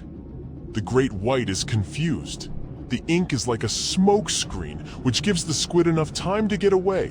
The shark can't see its opponent anymore. The squid is getting closer, and the poor great white has no idea from which direction. It's time for the final move. Even if the great white manages to catch the squid can detach parts of its body as a last resort to protect itself. It can lose up to 10 body parts, unlike sharks. These predators can't lose any essential body parts because they won't survive. And look, the squid finally latches onto the shark. Its suction cups and the sharp beak that can pierce its prey make it nearly impossible for the shark to escape. They both disappear into a cloud of ink, the great white shark in one of the rare fights it can lose, and the giant squid ready for new conquests across the ocean. Aren't giant squids perfect for scary stories? In legends, there are often battles between humans and sea monsters. In the past, Norwegian sailors shared stories about sea creatures they encountered during their ocean travels. Over time, these stories grew to include creatures that were like giant islands with arms. And let's not forget about the Kraken. It's a legendary sea monster from Scandinavian stories that looked like an island, which was how it would trick sailors. The spooky stories say the beast was using its long tentacles to grab ships and drag them to their doom. And do you remember Jules Verne's novel 20,000 Leagues Under the Sea, which describes an encounter between a ship and a giant squid? In real life, giant squids don't eat humans, and they're not particularly interested in going after ships. However, not all the stories about these creatures attacking ships are made up. There are some reports. For example, in the 1930s, something attacked a Norwegian tanker, the Brunswick, 3 times. And yes, it was indeed the work of a giant squid. Fortunately, the squid couldn't grip onto the ship's steel hull, so it ended up getting caught in the propellers. But even though everything was okay in the end, just looking at this gigantic monster trying to take your ship down to the bottom must have been terrifying. We can laugh at stories about the Kraken until we're out there on our own. In 2003, a giant squid came closer to a French yacht that was participating in a sailing race. It couldn't cause any harm, so it eventually gave up. So, for now, the idea of a giant squid taking down a ship or boat remains a fictional story, although they're certainly capable of trying. Okay, giant squids are big, but there's another creature from their family of cephalopods that can be even larger. It's called the colossal squid, and one that was found weighed 992 pounds, hundreds of pounds more than the giant squid, 606 pounds. And they can stretch their tentacles for up to 45 feet. Hello, Brightsiders! Do you know where the deepest place in the world is? I think it's in the Pacific Ocean, near the Philippines and Papua New Guinea. It's the famous Mariana Trench. So let's take a tape measure, a very long one, and attach its end to the boat on the surface. Now we hold our breath and jump in the water. Fish and marine animals swim by. We descend lower to the depths and into total darkness. And after several hours, we reach Challenger Deep. The tape measure shows a depth of 36,200 feet. The famous Mariana Trench is not the deepest place on Earth, as everybody thought. The Kola super deep borehole located in Murmansk region in Russia beats it by a wide margin. And scientists have discovered something unusual and sinister there. When geologists were drilling the hole, they could reach the depth of 9 miles. And then they encountered voids. Scientists on the surface were surprised and scratched their heads and then decided to lower a microphone and dozens of other sensors in these voids. The temperature down below turned out to be 2,000 degrees Fahrenheit, and the microphone recorded something that sounded like human groans and screams. Many people thought the scientists had been able to drill into the underworld.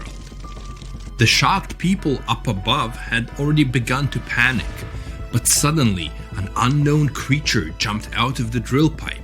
It looked like a black goat that walked on its hind legs. Its body was shrouded in black flames. The creature got out of those deep hollows and ran off into an unknown direction. Okay, wait. These are just myths that one newspaper published on the 1st of April. It's International Joke Day, by the way, but many people believed it. It made many believe the scientists working at the borehole had opened a portal to the nether, and that now horrible, outworldly creatures were free from their imprisonment. But like with any myth, there's some truth to it. The deeper the scientists drilled, the higher the temperature got. At 3 miles deep, it was 160 degrees. At 4.5 miles, it was 250. And at the maximum depth of 7.5 miles, the sensors recorded a temperature of 413 degrees. One day, scientists heard a loud explosion underground. They stopped working and everyone tried to find out what caused such a loud pop. But there was seemingly nothing there.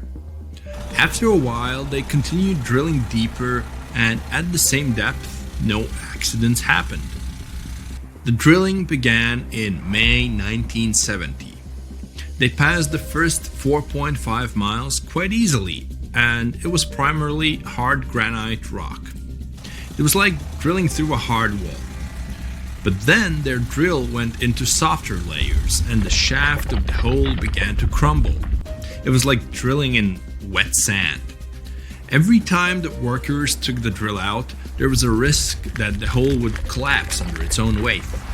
As that eventually happened, the scientists picked a new direction to drill, and you know what's interesting? In the end, the map of the entire well looked not like a straight beam from top to bottom, but like a tree trunk which had diverged into many different routes.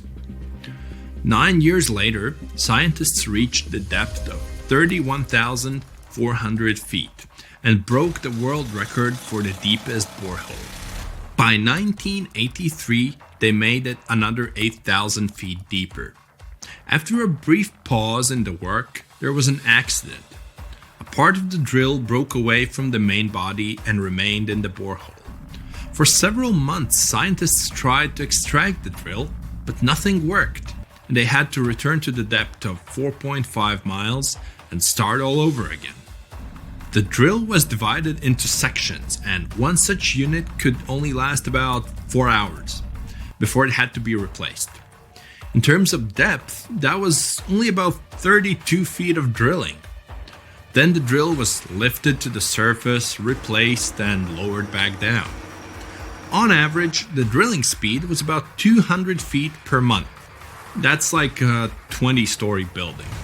In 1990, 20 years after the work had begun, scientists reached the final depth of 40,230 feet.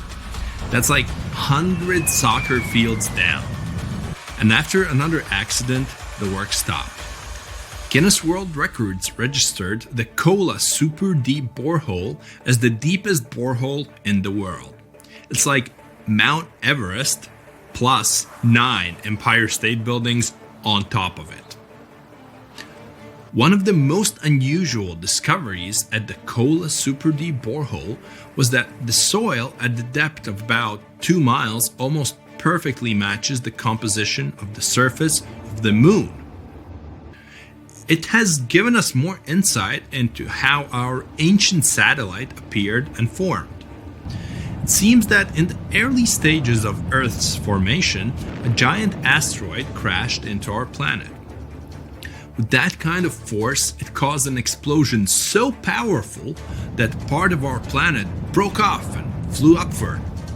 This chunk of Earth remained in our planet's orbit, cooled, and later formed into the moon we know today. Another surprise for the workers was the presence of gold.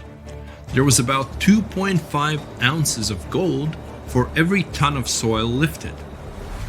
The deeper the scientists went, the older the rocks were.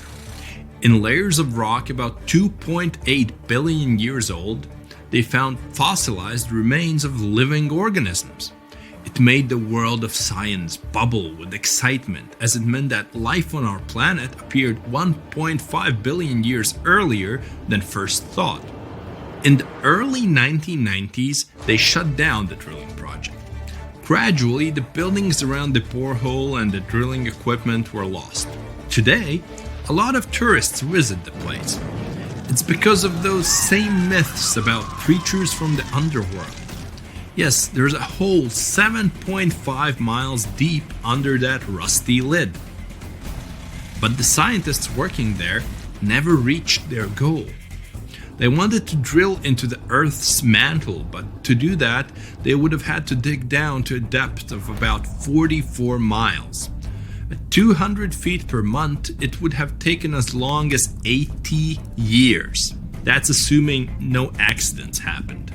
But the deeper it goes, the more interesting it gets. A few years ago, they found a massive amount of water deep underground.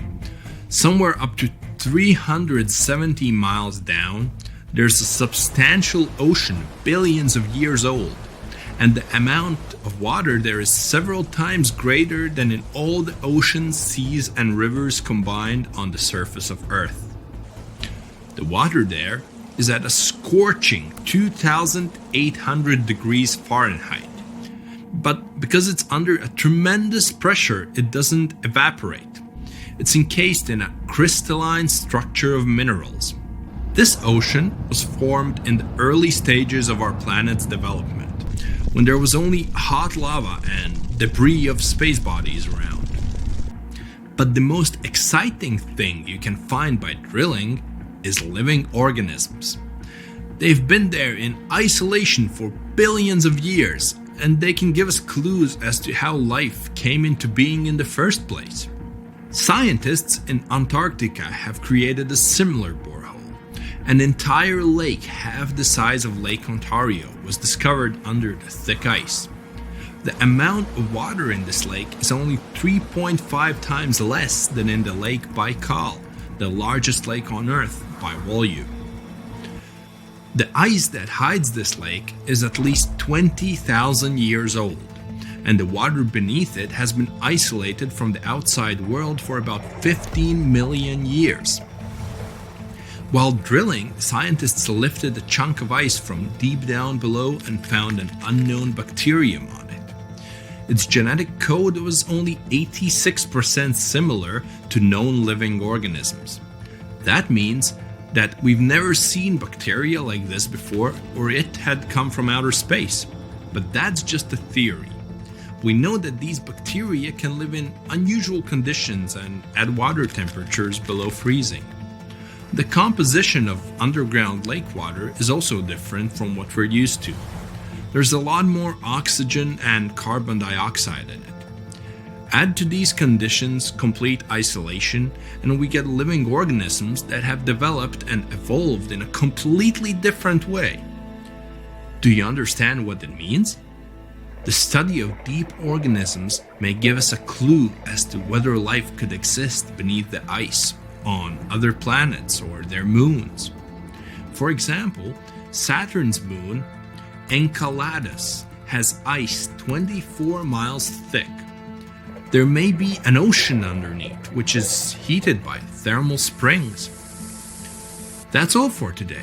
And guys, remember, let's become smarter every day together with Brightside.